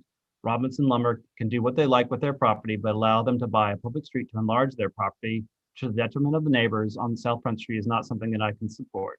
If Robinson were to redevelop the site into, say, a 3-story condo short-term rental building, how would that affect the drainage and access to an already cramped road? Has the Sewage and Water Board taken into account any issues with the drainage or street flooding that may occur from the paving of this section? South Front Street has already has drainage issue that are awaiting repair at South Front Street in Austerlitz. An orange barrel placed by Sewage and Water Board at a leaking fire hydrant has been there for months. If you recall, several years ago, we have had a massive sinkhole on Constantinople right in front of my door, which had to be repaired twice. I would love to submit pictures of that fun little quirk of living in New Orleans if anyone would wish to see them. My family and I live here because we like living in a vibrant city. I love being able to walk to a grocery store, a taco place, or a coffee shop. We love watching the parades line up in front of our house in Mardi Gras. I like having a short commute to work and to my kids' school. This is why we stay in New Orleans and on our streets, despite many annoyances. For the city to work for everyone, there has to be a balance between the businesses, the residents, and the tourists. I believe that selling the right-of-way would be unfair to the residents of this neighborhood. Next, from JB Rausch, 413 Constantinople, in opposition. Contrary to Robinson Lumber's statements, the 4,000 block of South Front Street is a street segment that is and has been paved as it has been since the era when South Front Street was the longest street in the city. While the paving has not been thoroughly maintained, a walk down that block makes it clear that the road surface is paved. In fact, the paving is obvious enough from aerial photography that Apple Maps show the entire block as paved and as part of the street grid. When asked about this street segment, the city's GIS department was surprised that the segment was not drawn as a part of the grid and indicated that its omission from the street layer was likely an oversight. As shown in the images and maps I submitted in writing prior to the meeting, the CPC has considered this segment an improved street as recently as 2007, and the Department of Public Works maintains street signage at the corner of Marengo and South Front Street, as well as the street lights down the length of the street. Signage and lighting are not privileges often afforded to non-street rights of way. In summary, this is a still used street that has been neglected, not a paper street that has never been improved or maintained. While Robinson Lumber did reach out to discuss the possibility of finding common ground, no solid compromises were proposed. Unfortunately, there is no real middle ground between the sale, no sale position, as Robinson Lumber wants to develop or sell their property for redevelopment, and keeping this section of land as a particular right-of-way is contrary to that desire. Suggestions of green space access and access for parking for residents are at best fleeting remedy. The moment Robinson decides to sell or develop the land, those access rights will disappear. Robinson is essentially asking neighbors to accept a very small concession for dropping opposition to the permanent loss of access. What Robinson Lumber is asking the city for is a passable, frequently used section of the public street to be taken from public use and made available for their exclusive use. I do not believe that the city benefits from selling parts of itself to benefit the few. Next, from Sems Walmsley, 7231 Britannia Street, in support. Robinson Lumber has been a pillar of New Orleans business and nonprofit community for decades. I am in full support of their acquiring Front Street. And that appears to be the last comment.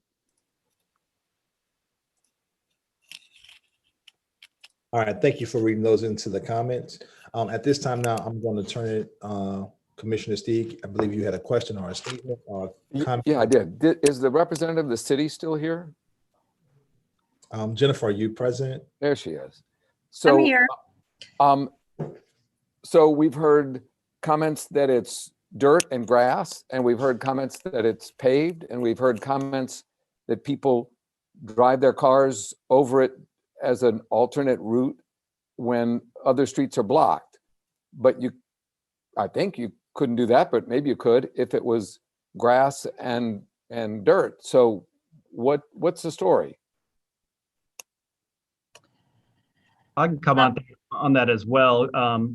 I drove my car on this segment, so it is definitely passable. It has the feel of being like a gravel driveway as opposed to a street.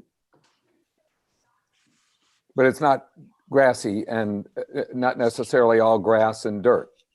No. Okay, so then let me ask the city. Can you put the picture up? I'm sorry. Can somebody share the picture that was up earlier?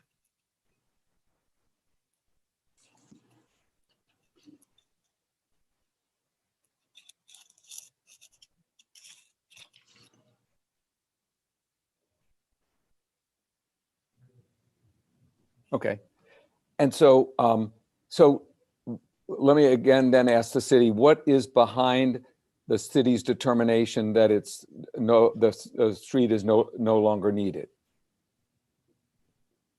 When we get a request to look at the question of whether a property is no longer needed for a public purpose, one of the first things that we do is take it for technical review by the Planning Advisory Committee.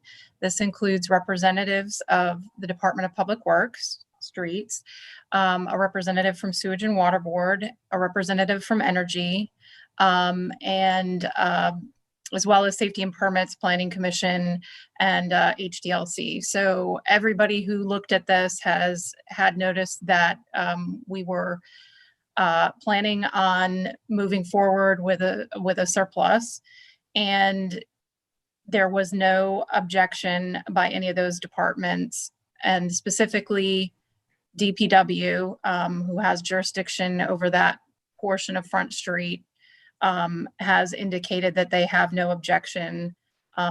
They feel like the cost of maintaining is a burden and needs to, I don't want to put words in their mouth, but I mean, generally speaking, if they have to maintain something that's not really serving a public purpose, there's no point to that when we could return the funds, the badly needed funds, to the city.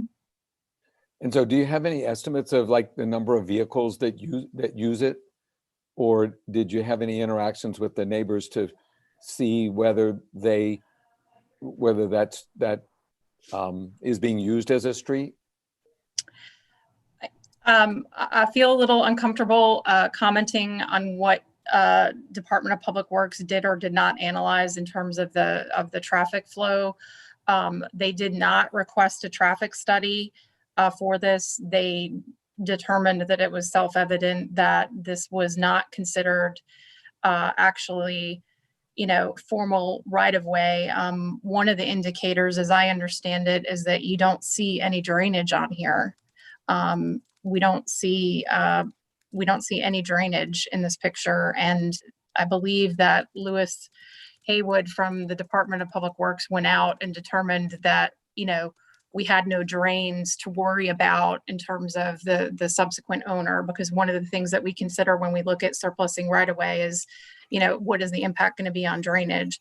There's actually no drainage here. The only issue was the light poles, which they wanted to be removed so they could be repurposed elsewhere.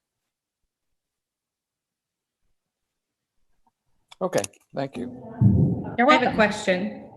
Jennifer, who made the request to your department to look at this property? When properties are surplused, it can come from the adjacent owner to make the request that we review whether it would be eligible for surplus. And in this case, we were approached by Robinson's representative, Miles Granderson. Thank you.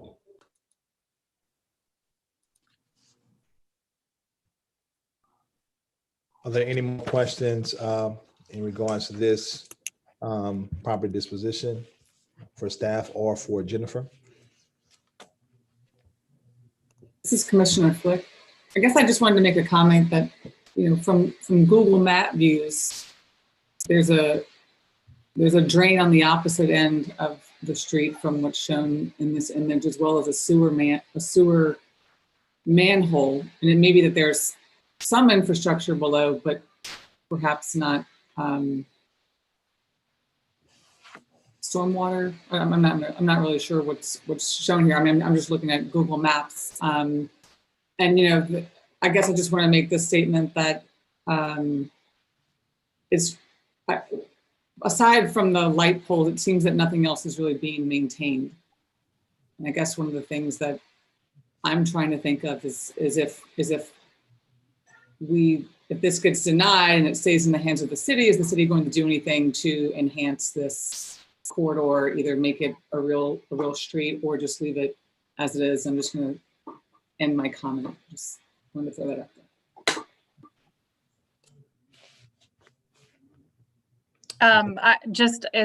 If there is an alternate view that shows drainage, I know that, and I apologize because it's probably been at least a year since I had the conversation with Sewage and Water Board, but there was something that did need to be capped from a Sewage and Water Board perspective. But it seems to me that, you know, the DPW, I would defer to DPW's no objection. If they truly believed that it was necessary to traffic flow in this location, I guarantee you that the department would have objected. They did not.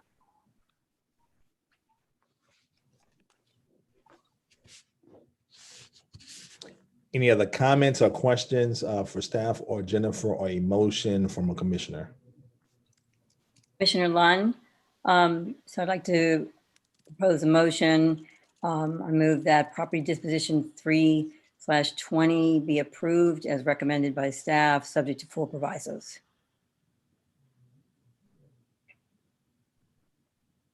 Is there a second to that motion?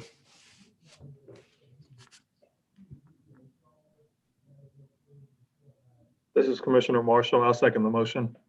Okay, it's been moved by Commissioner Lund for approval for Proposition 00320 and seconded by Commissioner Marshall. Is there any discussion on that motion?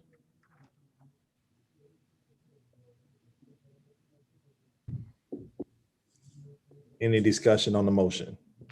There's no further discussion on the motion. I'll call the question. Commissioner Brown, Yes. Commissioner Flick, I'm going to vote no. Commissioner Lund, Yes. Commissioner Marshall, Yes. Commissioner Mobley, No. Commissioner Steig, No. Commissioner Stewart, yes. Commissioner Whittree,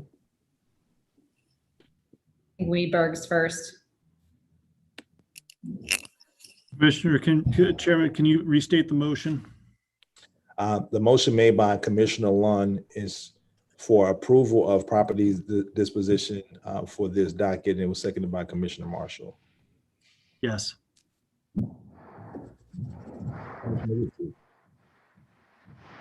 Witchery, no. All right, so that's 5-4. So it would move what to council at this point, Missy, with no recommendation. If it's 5-4, it would be for approval. It's for approval, still for approval, okay. All right, so it's moved for approval. We'll continue on to property disposition 00420.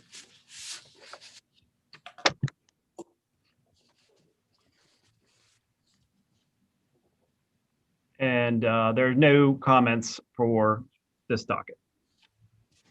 All right, there are no comments. Are there any questions for staff or a motion by commissioner? This Commissioner Flick, I'll make a motion to approve property disposition 0420. Witchery will second. It's been moved by Commissioner Flick for approval and seconded by Commissioner Whittree. Is there any further discussion on the motion? There's no further discussion on the motion. I'll call the question. Commissioner Brown, Yes. Commissioner Flick, Yes. Commissioner Lund, Yes. Commissioner Marshall, Yes. Commissioner Mobley, Yes. Commissioner Steig, Yes. Commissioner Stewart, yes. Commissioner Weberg. Yes. Commissioner Witchery, yes. Okay. Unanimous support for approval of property disposition 00420. We'll continue on to zoning docket 00121. The zoning docket 121, there is one comment from Shelley Landrew, representing the Garden District Association, 5329 Dryad Street, in support. The applicant has met with the neighbors of the Garden District Association to discuss concerns associated with restaurant operations that abut residential neighbors. We have come to an understanding and have entered into a good neighbor agreement to mitigate some of these concerns. We have received positive comments from the neighbors of her restaurant in the Lower Garden District and her customers from our area as well. We are happy to welcome Lily's to the Garden District neighborhood.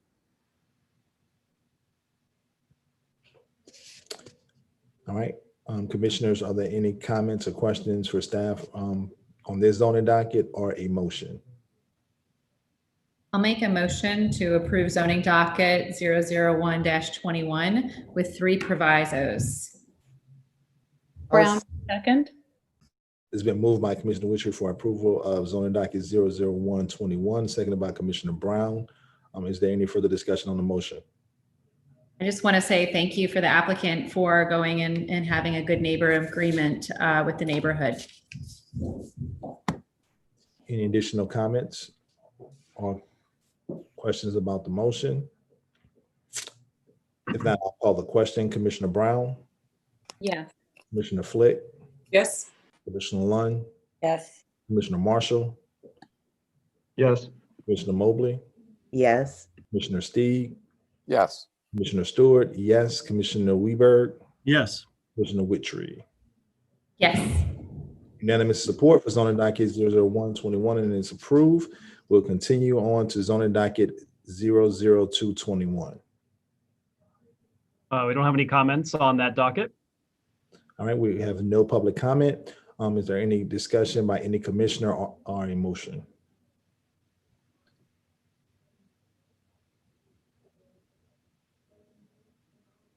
This is Commissioner Flick. I'll make a motion to approve zoning docket 002-21, subject to 2 provisos. This is Commissioner Mobley. I'll second. It's been moved by Commissioner Flick for approval of zoning docket 002-21 with the stated proviso, seconded by Commissioner Mobley. Is there any further discussion on the motion?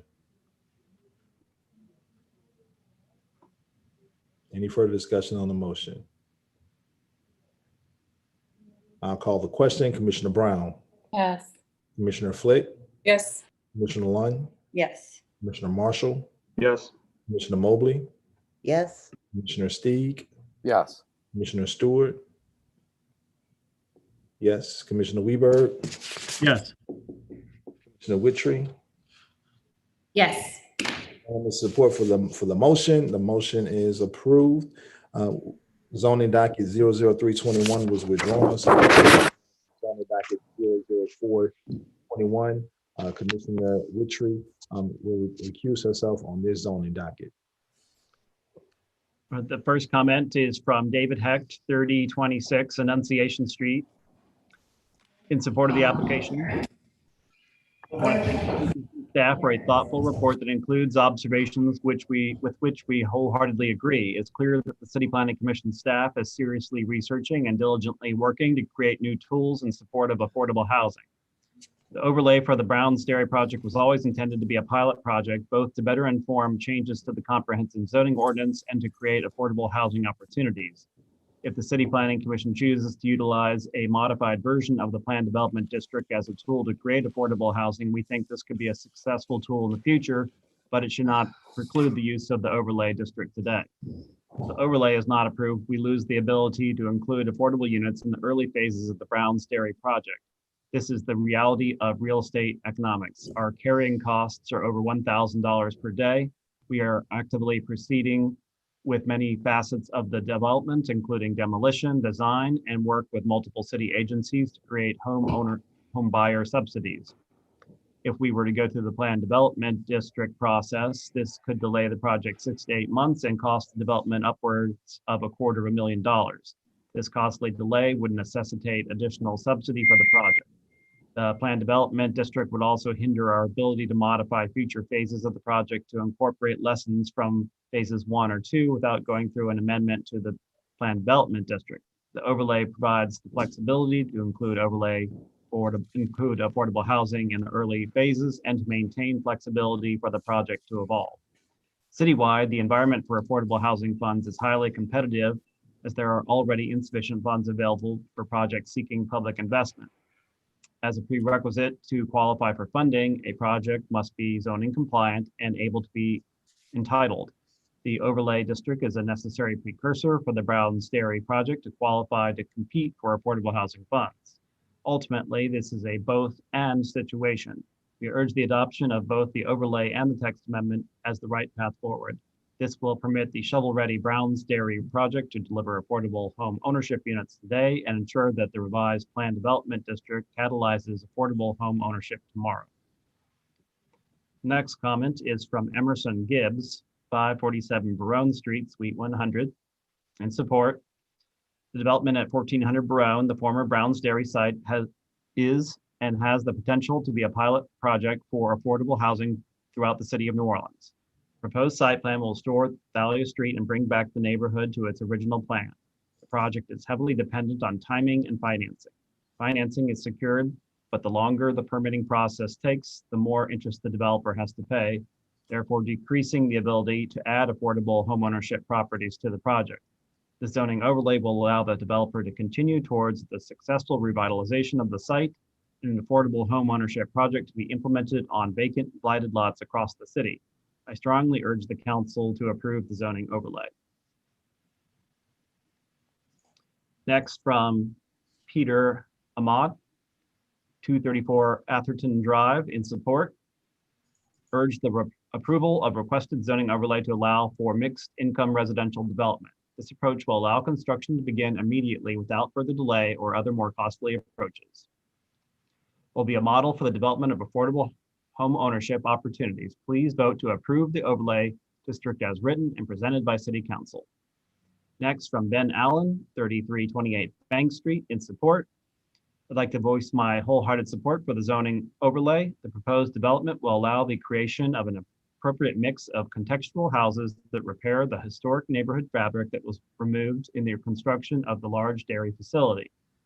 It reconnects the removed street grid and creates the proper residential and pedestrian scale that makes so many of New Orleans' historic neighborhoods valuable and equitable. Holding developments to a minimum sizes removes the freedom to create smaller, denser ones and two-family developments that have been so successful in the past. This development aims to provide a sustainable, affordable model for more future development that looks to recreate historic residential fabric that has performed so well over the past 100 to 150 years. Next, from David Cambry, 14 Versailles Boulevard. In support, the proposed site plan represents a beautiful mix of houses and will serve as a model for the development of affordable houses in high opportunity neighborhoods. Any delay to this project will limit the production of affordable housing as a result of significant additional costs. The zoning overlay allows the proposed site plan to become a reality. Please approve.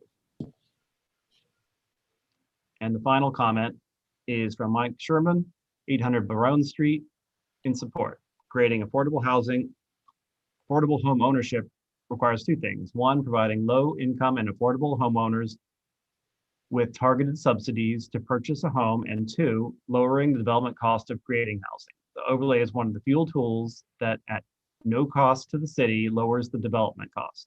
We support staff's long-term approach to create a new affordable housing tool, but this Browns Dairy site offers the chance to create housing now while the city creates a new tool.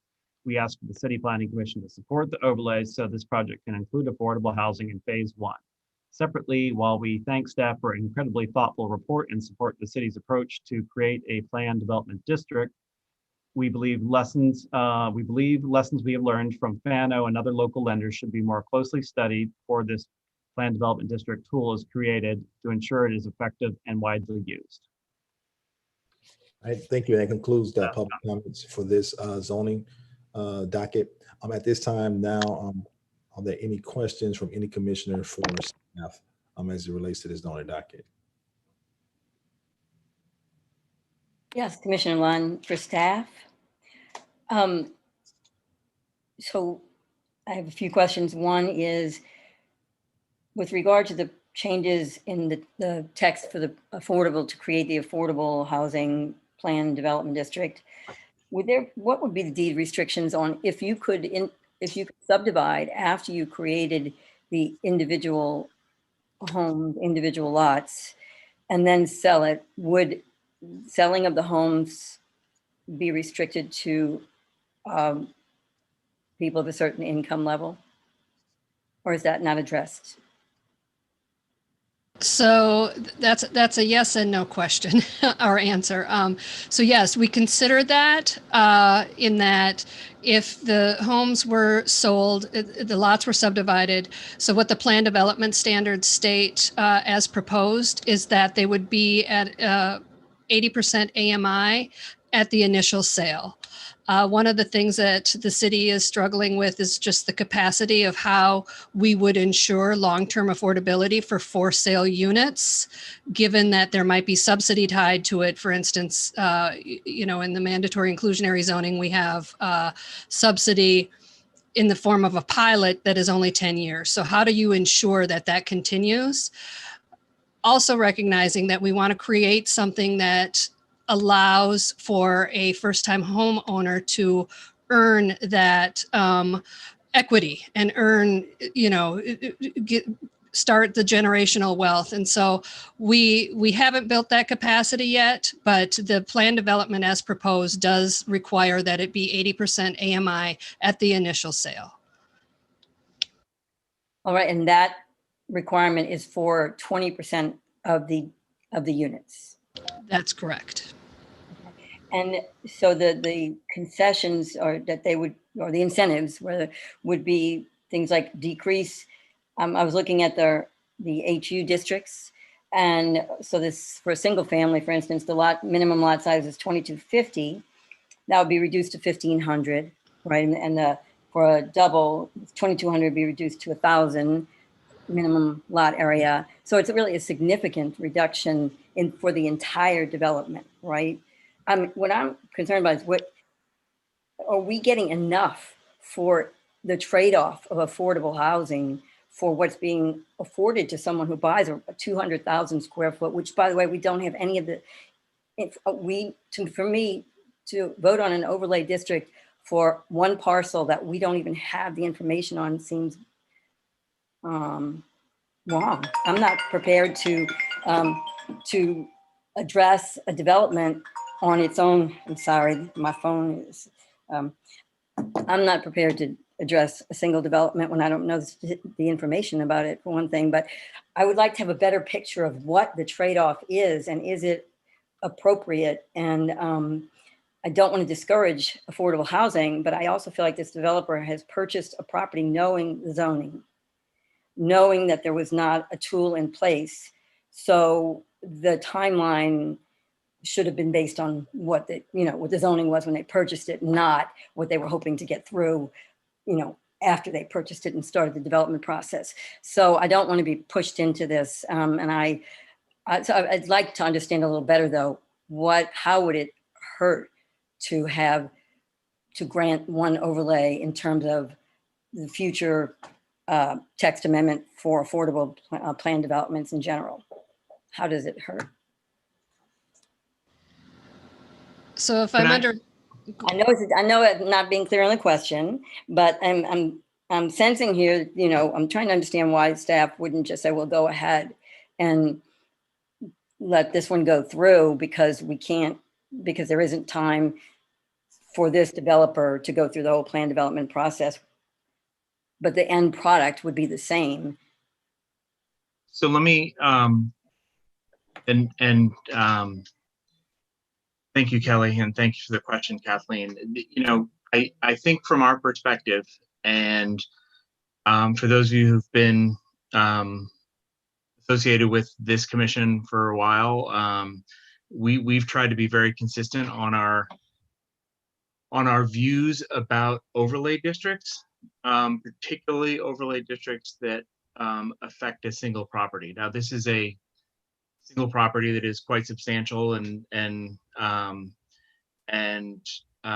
ultimately will be multiple properties once developed. But we went through, as a city planning commission, a tremendous effort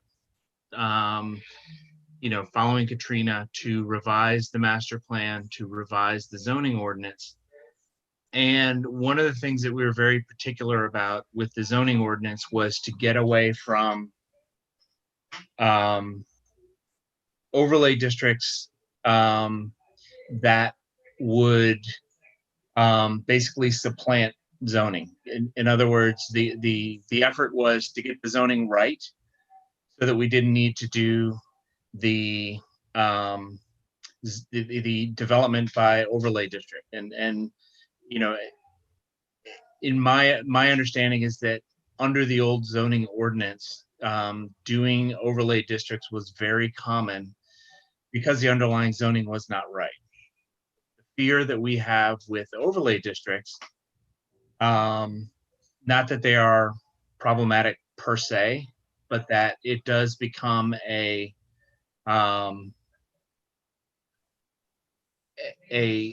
there's a slippery slope argument that doing an overlay district around a single site is a way to get around the zoning, and is a convenient way to entitle one property that is, obviously trying to move forward in a with a development. The approach that we took with this was to try to achieve the same thing through a better tool from our perspective, that it would be something that could be replicable, that it would be, I think the applicant has absolutely identified a gap in the existing zoning. And so the approach we tried to take was to let's come up with a better tool for it. And it was actually our suggestion that, when this was being debated about being introduced at the council level, there was, the idea of, hey, let's introduce this as an overlay district. We suggested doing it as a plan development. And ultimately we said, let's just go forward with both and put both up for consideration. You're right. At the end of the day, there will be there'll be a development on this site. I think that, from the substance of the development that is being proposed, I think that, this is not a speculative development in as it's been presented to me. These are all very quite accomplished developers in this city who have done a substantial amount of work in the city. What they are trying to do is come up with a new model that can, this isn't being proposed as market rate. This is a site that could very easily be developed as market rate. And what they're trying to do is come up with a new model that would allow for a less than market priced housing option to be built here and to be replicable and to come up with a model that could be used in other places. So we, our response was, let's also put an entitlement option together that can be replicable throughout the city. Knowing full well that there's a lot of momentum behind this particular application. Yeah, so I think from our perspective, the harm, it would be does this establish a precedent for someone to come along and say, we don't like the zoning, let's do an overlay district and see if we can get that through. Okay, thank you, Bob. Appreciate that. And but this, now I had to look up information during the break, to try to understand the site better and everything. But this site is one zoning, right? MU, multiple use, MU2, I think, right? It's in an MU2 district, which is a pretty intense district already. But yes, it's an MU2 district. And so it would, and by the virtue of the size of it, more than 1 acre, it would qualify for the planned affordable housing plan development, correct? Correct. So it's really just, it's a matter of the time involved that they could move forward because it's an overlay district, but they could not move forward as quickly if they went through the plan development process. There, right, yes. Okay. Okay, thank you. All right, are there any other questions for staff from any other commissioner?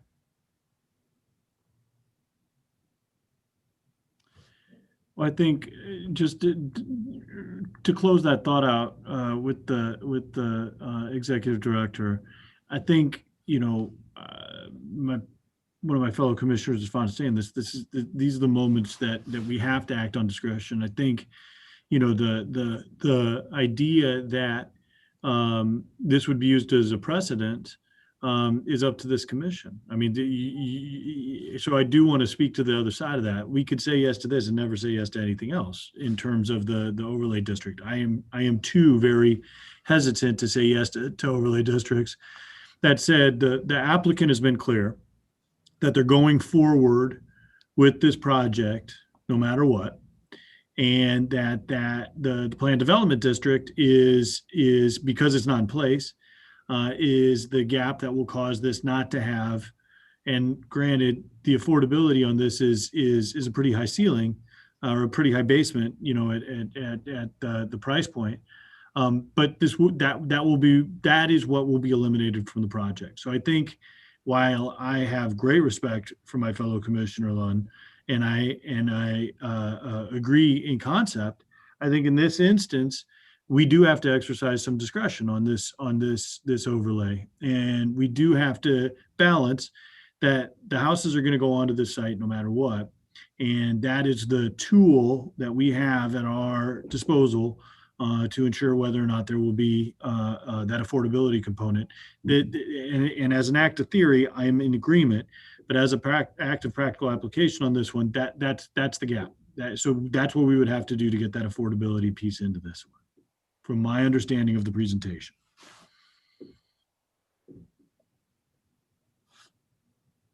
So just to be clear, I was asking the questions, not having arrived at a decision. So this Commissioner. Very fair, Commissioner. I didn't mean to put you in a box. This Commissioner Stieg, so let me ask a question to either council or staff. If the staff recommendation is for one, if we were to be inclined to grant the developer what he's asked, what additional provisos, et cetera, would we need to put in whatever motion was put on the floor? Because usually when the staff recommendation is one thing, if the commission decides a different way, there are things that we don't know to put in to make sure that whatever we're implementing is fully protected. So I know you asked staff or council, but if I can take that one. So on page 15 of the staff report, it outlines what was requested by the applicant. And so the language is included in there. What is not included as part of that are any type of affordability requirements, which is outlined in the proposed plan development, where we do say 80% AMI. You know, I respect that the developer is going through conversations with Finance New Orleans to provide these soft seconds, and not sure, you know, if those discussions have been at any AMI price point. So there would be that consideration. Another consideration is that the plan development operates, even though that it is recommended as, you know, to be sold and subdivided into individual lots. When it's applied for, it's done under common ownership, as would this overlay district be. The difference is in the plan development, we include in there that there has to be that there's a requirement that there is some sort of common ownership over the public areas. The developer is proposing a public park to be developed, as well as alleyways where they would provide some of the off-street parking, which are common areas, which we consider that there should be somebody maintaining those. The city is not going to maintain public, private land as a park or the alleyways. So those would be the two big things that stick out for me. Thanks. All right, any other questions? Commissioner Stick, I don't know if you want to answer directly from Mr. Heck. I don't know if he's still on the line, but he may be on the line and better suited to answer that question for you. I don't see him on my screen. But are there any other questions, comments from any other commissioner? Mr. Stewart, I was going to do exactly that. If the applicant had a response, I would love to hear it. Yeah. Mr. Heck, are you still there? I don't. His name's there. Hi, everybody. Sorry. Thank you. I think you might have been looking for me. Yep. And sorry, Rob, can you restate the question for me so I make sure I understand what you're looking for? So, or either Kyle, I think the question is if the commission were to grant you what you wanted as opposed to what the staff recommended, what would be the protections built into the written motion that would assure, I don't know if you heard Ms. Butler's concerns, would assure, and Kelly, I may not repeat your things carefully enough, but would assure affordability and the other protections that are in what the staff recommended, but we want to make, what would be the protections that the development would proceed exactly as contemplated? Sure. I think Kelly's other concern was about the alleyways. Yeah, sure. Affordability and alleyways, Kelly? Yes, and the public park area. Gotcha. Thanks, Kelly. Yeah, let me address the second point first because it's a simpler one. The public park or shared green space in the project and the alleyways will be maintained by us as the kind of developer and the owner of the project throughout the development and kind of stabilization period, right? So the first, I don't know, whatever that ends up being, first time until all the houses are sold, occupied, stabilized, and then we're going to work with the homeowners to basically put a homeowners association in place to make sure that the maintenance work is done. We've contemplated staying involved as sort of a property manager to make sure that stuff is done properly. As you know, Kelly, part of the underlying idea here is to have two-family homes, as a lot of these as a wealth creation tool.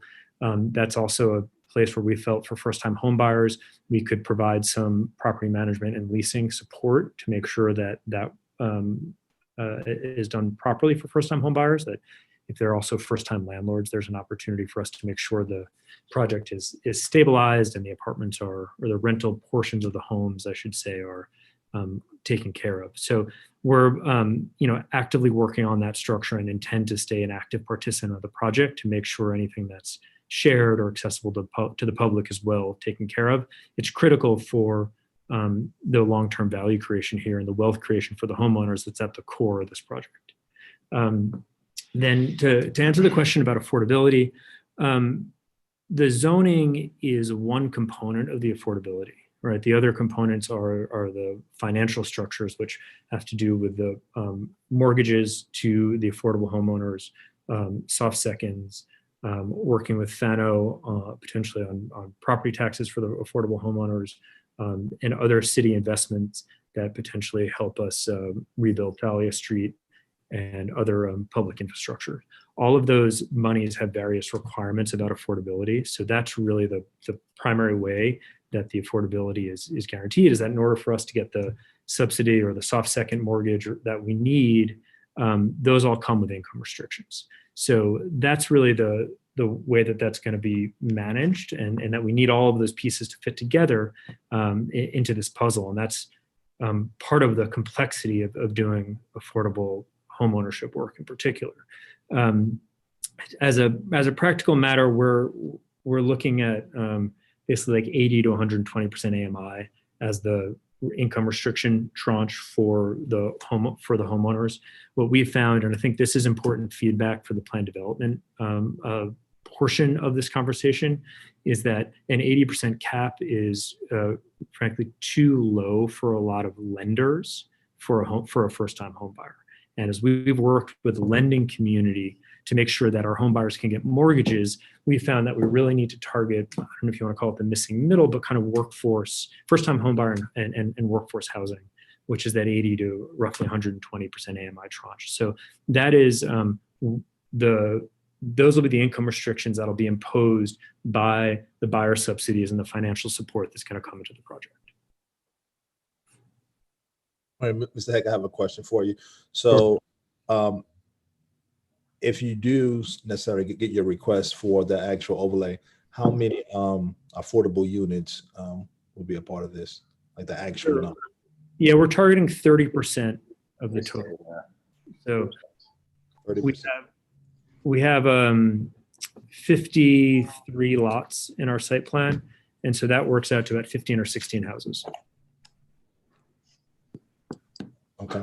And then we've also heard from staff that one of the main concerns is basically like the alleyway. And it seems like you've given it some thought, but there's not necessarily a preconceived notion exactly what would happen once all the units are sold, whether you, and I'm just thinking about this, for first-time home buyers, started a neighborhood association after putting some restrictions. So what is kind of the guarantee that we make sure that it's properly maintained, for putting a park in, or is it a park actually required? Or that's just kind of the thoughts of the actual development to actually include a park. Could a park be removed or? Yeah, I mean, our thinking with the park, and I don't know if you have the ability to share the site plan on the screen. It's something we provided to staff. But on another screen. Okay, great. Yeah, so the idea with the green space was really to provide a small community gathering space and an amenity to the homeowners and to the community. I mean, we did an analysis of nearby green space and particularly nearby kind of active playground, and felt that it could be a really valuable addition to the community. We expect there to be families living here, and as a place to help create a neighborhood environment, we thought it was a viable. Excuse me, can we mute Mr. Granderson? I'd love to mute Mr. Granderson. I don't know if I have that power. Oh, here he is. I think he's been muted. Okay. Thank you. Sorry about that. Thanks. So we think the park's a valuable amenity and ultimately helps with the overall development. We also think the shared green space as a potential area for stormwater retention is valuable. We've also thought about the narrowness of the existing street grid in Central City and providing some space and relief as a kind of valuable urban planning or design component. In terms of the alleyways themselves, I think it's extremely important that they function and are well maintained, and I think it's we're going to remain active in making sure that that occurs. I also think as a mixed income community, the opportunity to set up an HOA over time is an important component of this neighborhood becoming self-sufficient over the ensuing 10 years. Commissioner Lund, I have a question for Mr. Hecht. So you're looking at 15 to 16 units. That would be 80 to 120 AMI purchasers. Those are single, double? They're a mix. They're a mix. I think this is partly lender driven. If we had our druthers, we would do if not all of them, almost all of them as doubles. Our lenders and all of the banks we've talked to, there's a lot more complexity with underwriting the doubles, and they've looked at us to provide a mix of singles and doubles as a result. So whether it ends up being 50-50 or 60% doubles, 40% singles, will kind of remains to be seen. The price on the singles is lower, so it allows us to achieve a deeper level of affordability as well. Okay, and then about the question that I that I addressed to Kelly a little earlier. In terms of maintaining the affordability of those units, are the purchasers, are they required to live in them or to live in them a certain period of time? And or is there a deed restriction on who they sell, at what margin of profit they can sell it for, or, you know, or to whom they could sell it, rather? That's the issue. Sure. Yeah. There's a two-part answer to that question. First, the soft second mortgages were the structure we're looking at on them is a due on sale structure, which means it's basically a zero interest loan that becomes due when the homeowner sells. So it's not a grant. And then we expect, the other really big impetus for this project was we started to see information and data on the wealth, the racial wealth gap in the country and in Orleans Parish in particular, that white families had 10 times the wealth of an African-American family. The average wealth is something like 17,000 versus 170,000. And what we really felt like was an important opportunity in home ownership was to give individuals and families that hadn't previously had the opportunity to share in the wealth creation of owning real estate, the opportunity to do so. And with that kind of thesis and ethos, our idea is that these are not income restricted after the initial buyer. So the subsequent, the first-time homeowner who gets in can share in the upside of the neighborhood and the city and realize that wealth creation. They will have to pay back the soft second loan and make good on the subsidies they received. But beyond that, we're really trying to broaden the base of people who can participate in the wealth creation of owning real estate. Is it FANA that's offering the soft seconds? Probably. So again, that conversation is in flux, but most likely.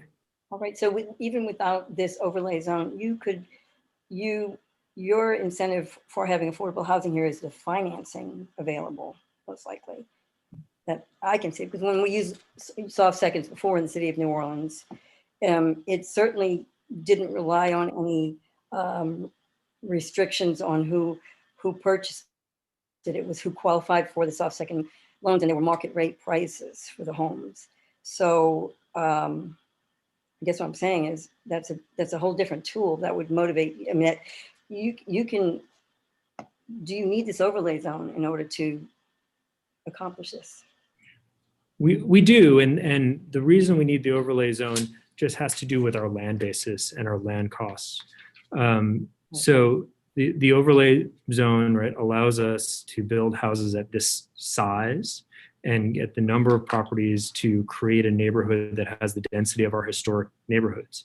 The underlying lot area requirements and density requirements are actually extremely low despite the high density MU2 use. So we could build several hundred apartments on this site, but we could only build 25 or 30 houses with the existing zoning. So that's a huge part of it. And then going from then I go back to our original conversation of timing, where the overlay allows us to deliver the project now and doesn't make us incur the additional carrying costs that we talked about in the earlier conversation, which also undermines the affordability. Right, I understand. Thank you. Thank you.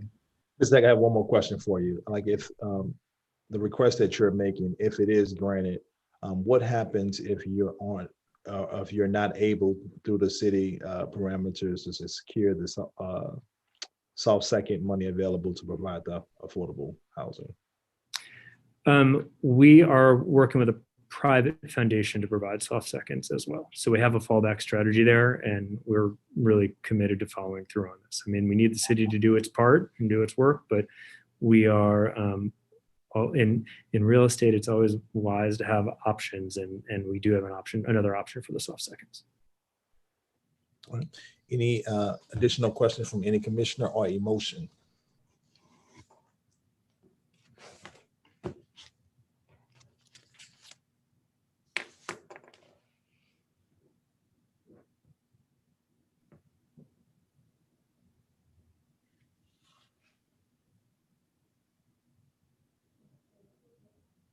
Any additional questions for staff, from Mr. Heck, or a motion?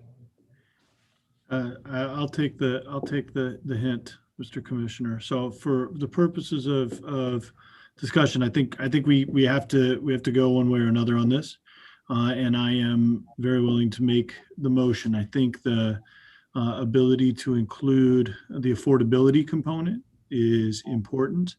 And so I am going to ask, and I'm going to ask Kelly to help me on this. I'm going to ask staff to help me on this, because if we were to do both sides of what has been requested by the developer, so that's the plan design and the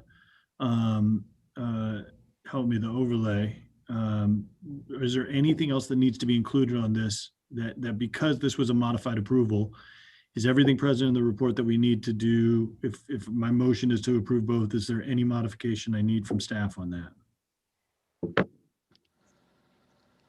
I would just recommend including, if you did approve both, that the overlay also includes whatever affordability is agreed upon with FANO or whoever is also given to the City Planning Commission for I would actually recommend, and I don't know if Bob will agree with this, that would be recorded so that the city has an understanding of what it has granted in return for the entitlement of the reduced lot areas and subdivision, et cetera. And then there should also be with the overlay that the maintenance of the public areas, including the alleyways and the public park, be under ownership and, have some entity tied to it that would oversee that. So I think those are helpful. So I would absolutely want maintenance to be a continued condition of the overlay. And I think because the reason that I'm making this motion is the affordability component, that there does need to be some recording of that. And Mr. Weidberg, can I ask you a question in the middle? Is there, because I'm inclined to second Commissioner Weidberg's motion, but I'm wondering if it could be, before it's actually made, is there any, if that motion were to be made and seconded, could it, and Commissioner Weidberg, you'd have to say if you're willing to do this, but I suspect you would, is there any way to leave those other aspects to be drafted by staff? In other words, rather than having Commissioner Weidberg or anyone try to include all of that here from the electronic dais, can we, if the motion were to be made and passed, leave some of those issues to be drafted by staff later? Is that legally possible? It's a great question, and I'm in full support of an answer on that one. I think you can put a proviso on it that you would like those things to be worked out with the staff. Can I? Go ahead. So these are text amendments? Oh, sorry. I was Yeah. thinking about the plan development. Sorry. Yeah, No. so- No, then.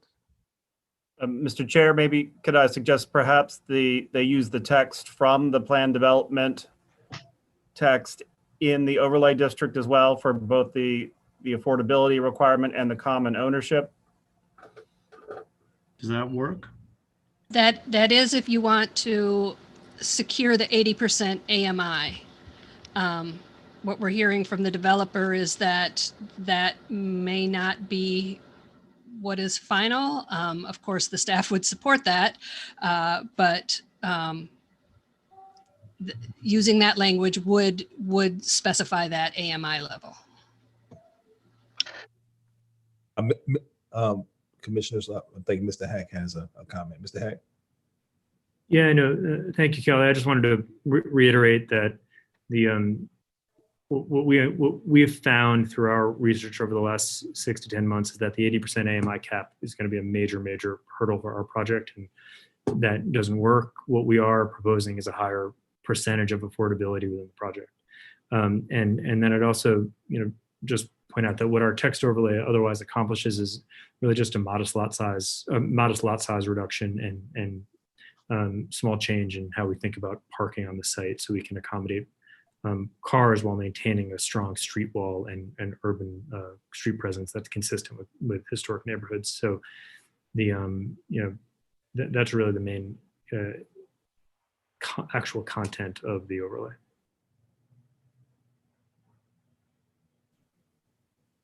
There's no motion yet. So, Commissioner- yeah, Sue, please.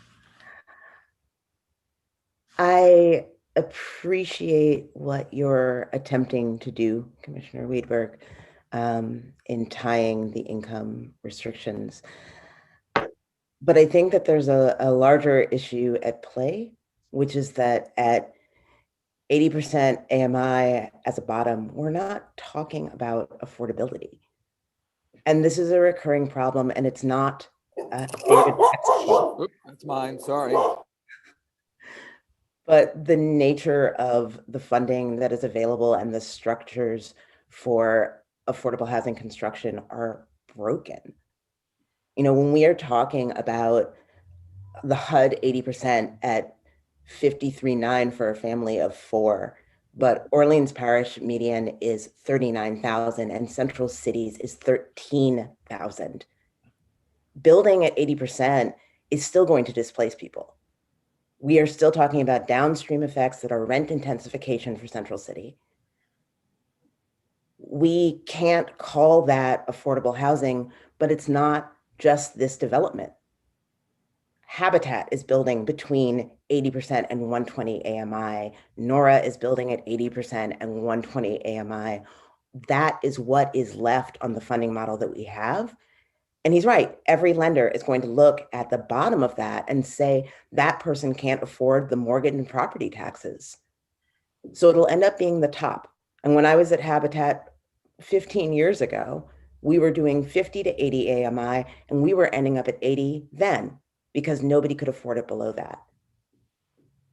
So either we are giving space to build housing in Central City and hoping that some of it is affordable for teachers and mail carriers at the very top of those income streams and admitting that we are doing that at the cost of long-term renters in that neighborhood and the bump that will happen, which is the way that the train is moving, or we're not. But we shouldn't pretend that writing in a percentage amount somehow saves that problem or is a moral win for us. It is what it is, but let's not pretend that it's doing something that it isn't. Commissioner Mobley, then what is it accomplishing? It's giving a little bit of hope that a handful of people will get to benefit from it. Working class people, lower middle income. Middle income. Well, this puts into question for me the whole issue of then the 80% on the planned development, because if it's not feasible to qualify, for those people to qualify, what is the purpose of designing a plan, affordable housing plan development with requirements that can't be met? If people who are making 80% cannot qualify for the mortgages, this is not, no one will use this. It will not be usable. So I'm bouncing from overlay to the plan development.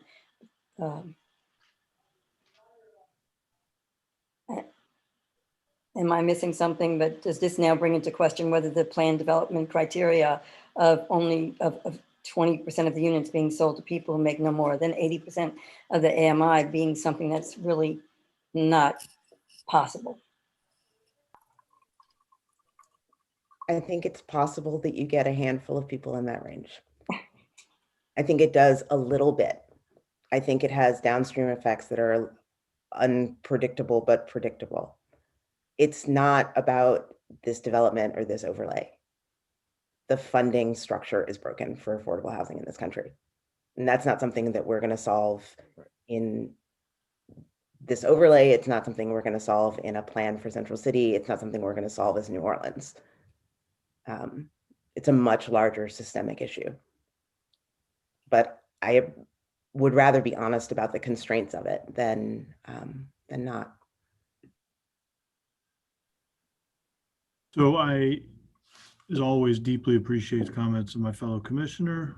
I have concerns about the downstream effects as well for this neighborhood. And so I think that is my inclination, is to make the motion to approve both, to try and have some level of accessibility in the model present here, because we've heard from the developer this is happening either way, and I'd rather have it than not have it. So my motion, and again, Kelly, I really appreciate, and staff, Missy and Bob, I appreciate the help on crafting that. I think the common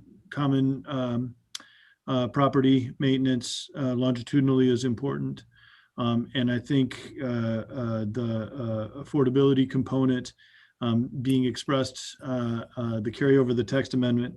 But I think, to Sue's point, I think we have to pull the 80% AMI out, because the builder has said that number won't work. And to get an access affordability, we'll call it an access affordability component at all into this, I'm hearing we need to do both. So that's going to be my motion, is to do the overlay and the plan development, to have the builder responsible for the common ground, and to have an affordability component, but not lock it to 80 AMI. And to Commissioner Steeg's point, the language on that is rough, and I would very much appreciate a cleanup by staff on that. It's been moved by Commissioner Weberg for approval of the overlay and also the plan development, with the provisos to be written by CPC staff. That kind of clarifies the maintenance of, I guess, the park, and then also the alleyways. Commissioner Steeg. So I'll second that, but I think if I heard our counsel right, we can't leave it to be drafted by staff. But we also heard the suggestion that if Commissioner Weberg, if you were willing to amend your motion to say that the language would be that which the staff had drafted for the one that would be incorporated into both. Is that right, Kelly? That the suggestion was to take the language you've already drafted? Yes, but I think, as we've just discussed and pointed out, is the language that is drafted does specify the 80%. Right, except for the 80%, but everything else on the alleyway and on the public park. Yeah. So Commissioner Weberg, if you're willing, that it would be to take all of the language of what the staff's already drafted and put it in both, and then you'd have to specify the percent of AMI that's in your motion.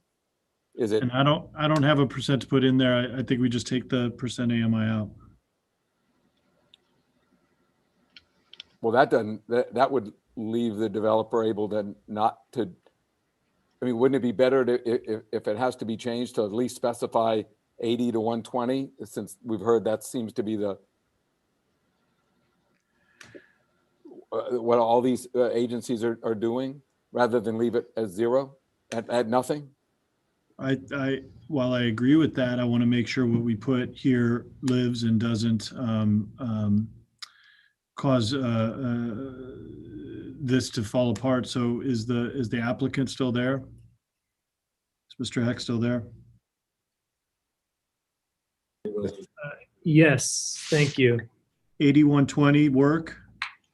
I think that will work, yes. Then 8120 is the language that is in my motion. Thank you. Okay. Thank you very much. So it's been moved. Just a point of clarification. I believe in the plan development, we were talking 20% and the applicant was talking 30% at 8120. Is that correct? Mr. Heck? I'm sorry, I missed that. Just a point of clarification, they're talking about adopting language for the plan development to incorporate for the overlay district with some modifications, particularly to the AMI, going from 80% to 80 to 120. I think the percentages were different as well. I thought that in the plan development, it was 20%, and in the overlay, it was 30%. I thought I heard you say. Yes, but I mean, that's our target based on our preliminary conversations with several city agencies about the amount of funding and financing support we're going to get and the amount of subsidies that are going to be available. So it's, there are more variables at play here, and it's difficult to kind of lock things in specifically solely from a zoning point. This ultimately is not really a zoning question. So for staff, if it's at 20%, nothing precludes them from doing more, correct? That's correct. Then that is my motion. 8120 and 20%. Okay. And I second. All right, it's been moved by Commissioner Weberg for approval of the overlay and also the plan development. We will incorporate the language from the plan and development as a part of his motion to make AMI at 80%, Commissioner Weberg? 80 to 120. 80 to 120. Okay. Can I ask a clarification as well? I'm sorry, I know you're in the middle of a motion, but would that also motion include that affordability be recorded and the plans be recorded for the overlay, as I suggested earlier? I am very comfortable with that suggestion being part of the motion. Thank you. Okay. And that motion was seconded by Commissioner Stieg. Yeah, and I second it with that amendment. Okay. Is there any further discussion on that motion? I have a question, Commissioner Lund. Is there a mechanism by which, or a way in which we could set up that we could learn from what happens as this goes along, what the financing structure is, you know, how could we, the Planning Commission, have feedback about this, how it worked out, how did they make it work, how many units ended up being affordable, who, you know, what income level purchased them, what financing tools were used, you know, just to help us in the future.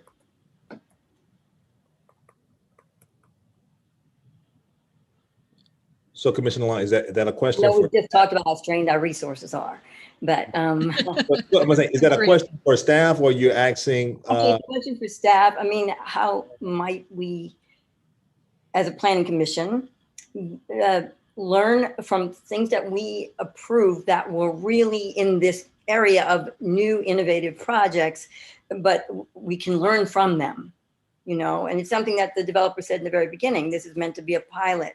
So, you know, by what anybody have any suggestions on how we can get feedback in the future? I mean, I guess we could invite the developer to speak to us at an annual meeting, right?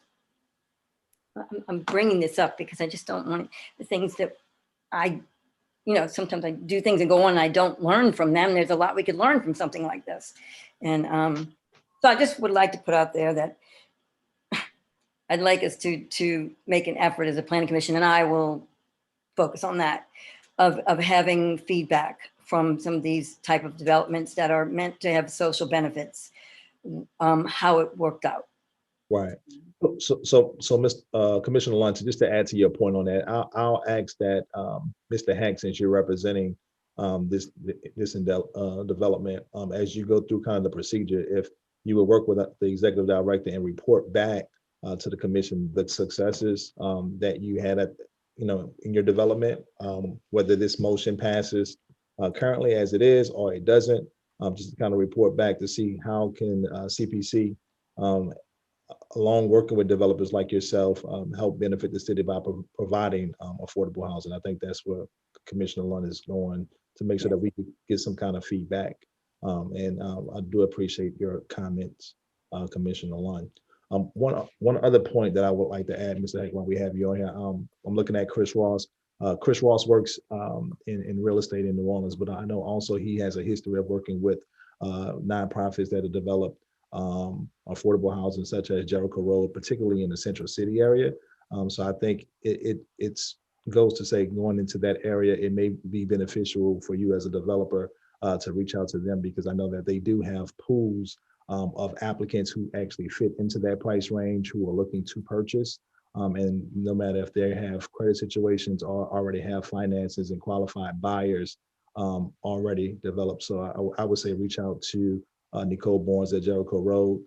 Should be a great resource as well as you go further in your development.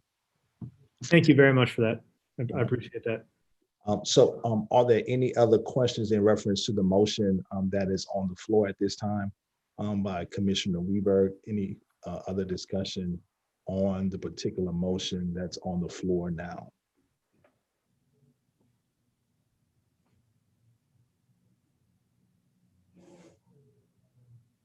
If there's no further discussion, I'll call the question.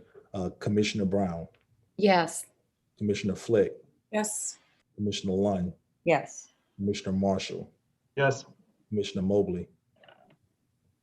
Yes, Commissioner- and I would like to say, and it's a small thing, but in the public comments today, while I appreciate that there were public comments today, nobody gave their affiliation, and it would have been nice to have seen BKA Architects, Duplass Law, Sterling Properties, Brian Gibbs Development, and Sherman Strategies represented in relationship to the project, not as individuals. That's all. Commissioner Steve. Yes. Important point. I'm sorry, Commissioner Brown. You said something. Just agree with Commissioner Mobley on that one. Thank you. Commissioner Steve. Yes, and I also do agree with Commissioner Mobley because I heard a lot of names that I did know were affiliated with companies, and it would be good to know their affiliation with the project. Commissioner Stewart, yes. Commissioner Weberg. Yes. Commissioner Witry. She recused herself, right? Oh, I'm sorry, she did. So unanimous support for the motion by Commissioner Weberg. The motion has passed. Thank you to the staff for the extra work on that and helping us get to a place where we got there. And thank you to the applicant for working with us on that motion as well. Appreciate the partnership and the stewardship of that one. All right. Zoning docket 00521.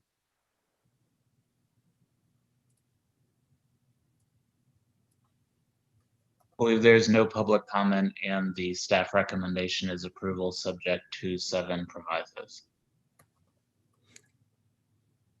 Are there any questions for staff in regards to the zoning docket? Comments or a motion? Commissioner Flick, I'll make a motion to approve zoning docket 00521, subject to 7 provisos. Commissioner Lunn, seconds. It's been moved by Commissioner Flick for approval, seconded by Commissioner Lunn. Is there any further discussion on the motion? Any further discussion? If not, I'll call the question. Commissioner Brown. Yes. Commissioner Flick. Yes. Commissioner Lunn. Yes. Commissioner Marshall. Yes. Commissioner Mobley. Yes. Commissioner Steve. Yes. Commissioner Stewart. Yes. Commissioner Weberg. Yes. Commissioner Witry. Yes. Unanimous support for the zoning docket 00521 for approval. The motion is passed. To zoning docket 00621. No public comment and the staff recommendation is approval with 7 provisos. Okay. At this time, are there any questions or comments for staff or a motion from a commissioner? Witry will go ahead and approve the motion 006-21 with 7 provisos. Brown will second. It's been moved by Commissioner Witry, seconded by Commissioner Brown for approval for zoning docket 00621. At this time, are there any comments or questions regards to the motion? So there's no further discussion on the motion. I'll call the question. Commissioner Brown, Yes. Commissioner Flick, Yes. Commissioner Lunn, Yes. Commissioner Marshall, Yes. Commissioner Mobley, Yes. Commissioner Steve, Yes. Commissioner Stewart, yes. Commissioner Weberg, Yes. Commissioner Witry. Yes. Unanimous support for the motion. The motion is passed. For We'll move to zoning docket 00721. At this time, Commissioner Flick and also Commissioner Witry will recuse themselves from this zoning docket. There's no public comment. No public comment, and the staff recommendation is approval with 3 provisos. Are there any comments or questions for staff? If not, a motion. This is Brown. Commissioner Stieg. Oh, go ahead, Kelly. Brown moves approval with staff's, per staff's recommendations. Stieg seconds. It's been moved by Commissioner Brown for approval based on staff recommendations, seconded by Commissioner Stieg. Is there any further discussion on the motion? No further discussion on the motion. I'll call the question. Commissioner Brown, Yes. Commissioner Flick has recused herself. Commissioner Lund, Yes. Commissioner Marshall, Yes. Commissioner Mobley, Yes. Commissioner Stieg, Yes. Commissioner Stewart, yes. Commissioner Weaver. Yes. At this time now, there's unanimous support for the motion on the floor, and it is carried for approval with Commissioner Flick and Commissioner Witry recusing themselves. We're going on to our next zoning docket, which is subdivision docket 13120. There are no public comments, and the staff recommendation is denial. At this time, are there any comments or questions for staff in regards to the recommended denial for subdivision docket 13120?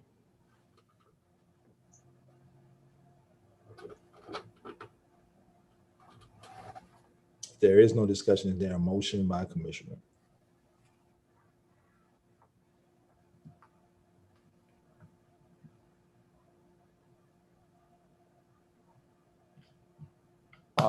Commissioner Stieg, I'll make a motion for the staff to go with staff recommendation. This is Commissioner Mobley. I'll second. Then move by Commissioner Stieg for denial based on staff recommendation, and second by Commissioner Mobley. Is there any further discussion on the motion? Any further discussion on the motion on the floor? Being no discussion on the floor, I'll call the question. Commissioner Brown, Yes. Commissioner Flick, Yes. Commissioner Lund, Yes. Commissioner Marshall, Yes. Commissioner Mobley, Yes. Commissioner Stieg, Yes. Commissioner Stewart, yes. Commissioner Weberg, Yes. Commissioner Witry. Yes. Unanimous support for denial on this zoning docket. We'll move to the next subdivision docket, which is 13220. No public comment, and the staff recommendation is tentative approval with 3 provisos. Are there any questions, comments for staff, or a motion by Commissioner? Witry will, go ahead, Kathleen. Shalon, I move for tentative approval of this application, this docket item as recommended by staff, subject to, sorry, was it 7 provisos? 3. Three provisos. Okay, Witry will second. It's been moved by Commissioner Lund for tentative approval based on staff recommendation with a second by Commissioner Witry. Is there any discussion on the motion? Any discussion on the motion? No further discussion on the motion. I'll call the question. Commissioner Brown, Yes. Commissioner Flick, Yes. Commissioner Lund, Yes. Commissioner Marshall, Yes. Commissioner Mobley, Yes. Commissioner Stieg, Yes. Commissioner Stewart, yes. Commissioner Weber, Yes. Commissioner Witry. Yes. Unanimous support for approval for subdivision docket 13220. We'll continue to move on to design review. It was listed actually as 15220 and 11220. Commissioner Witry will recuse herself. And Commissioner Stewart, this Commissioner Stieg, I need to recuse myself on this also. Okay. I didn't realize that until the break. Okay, so at this time, Commissioner Witry and Commissioner Stieg will recuse themselves from design review 11220.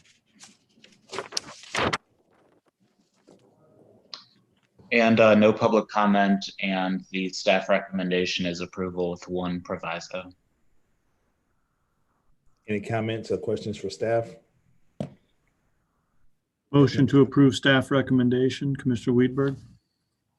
Brown will second. All right. Commissioner Weberg has approved the staff recommendation for approval, and Commissioner Brown has second. Is there any further discussion on the motion? Is there any further discussion on the motion? All right. I'll call the question. Commissioner Brown, Yes. Commissioner Flick, Yes. Commissioner Lunn, Yes. Commissioner Marshall, Yes. Commissioner Mobley, Yes. Commissioner Stewart, yes, Commissioner Weberg. Yes. All right, unanimous support for the motion, and let the record reflect that Commissioner Steig and Commissioner Witcher recused themselves on that vote. And we'll move on to ratification of certified subdivisions. Thank you all.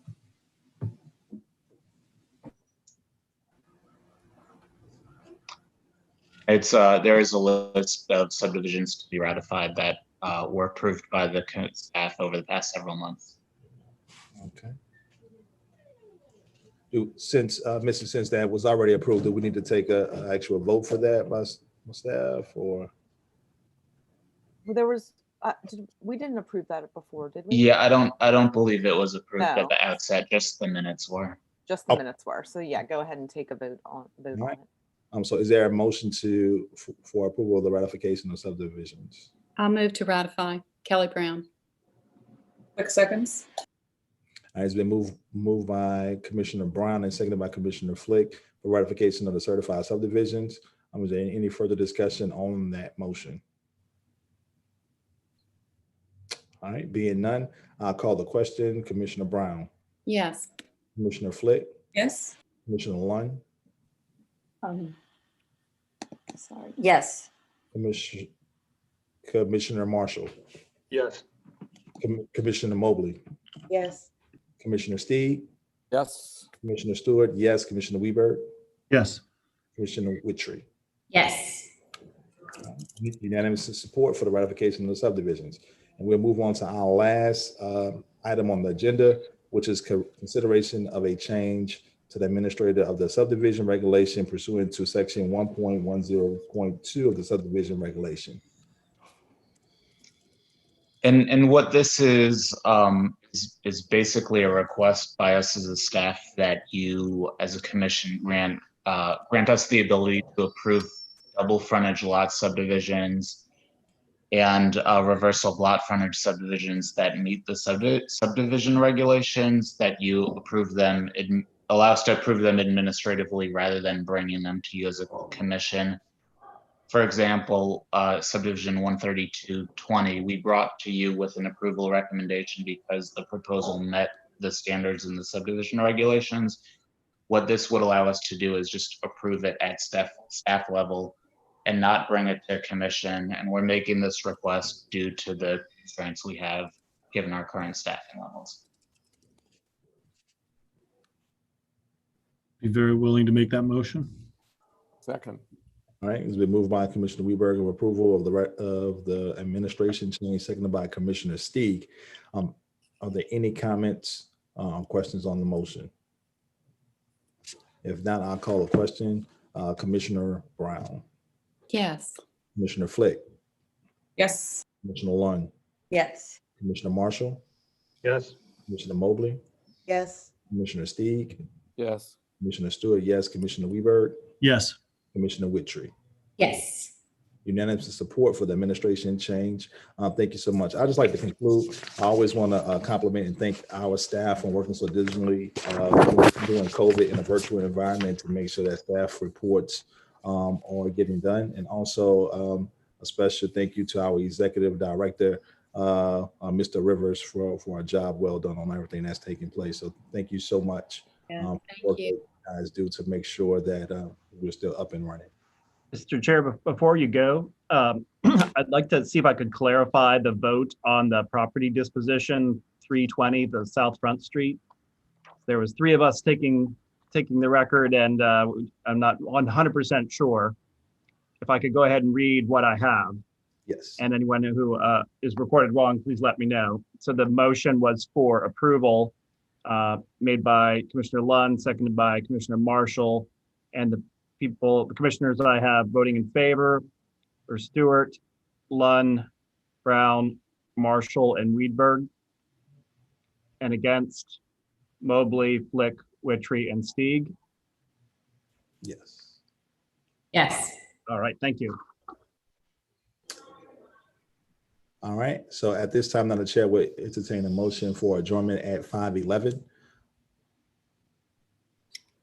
So moved. Everybody wants to go. We all move. Wait, not everybody at once. We're so close to ending on time. I'm so proud of us. On time. Is there such a thing these days? Very I'd like to thank the staff too, and I just Yes. operating under extremely tight circumstances all around, including budget, and I just the work remains excellent, and your demeanors are not any different than they've always been, which is pleasant. And I don't want to know what's going on behind the scenes, but it's I was gonna say, you don't see us when we're off camera. Thank you. Yeah, I think everybody on the commission feels that way. So staff at least ought to know, for what it's worth, that everybody's feels really supportive of you guys doing a lot of work under adverse circumstances. Absolutely. Yes, very much. All right. So it's been moved by Commissioner Stieg for adjournment. It was seconded. I didn't get in there. They beat me to that one. It was seconded by Commissioner Marshall. We can skip a roll call by just show of hands. Everyone is in favor. Let that state there's no opposition for adjournment. Thank you guys so much. Bye, everybody. Bye, everybody. No opposition to that, Commissioner Stewart. That was a pretty astute counting. Good night. Stay well, everybody.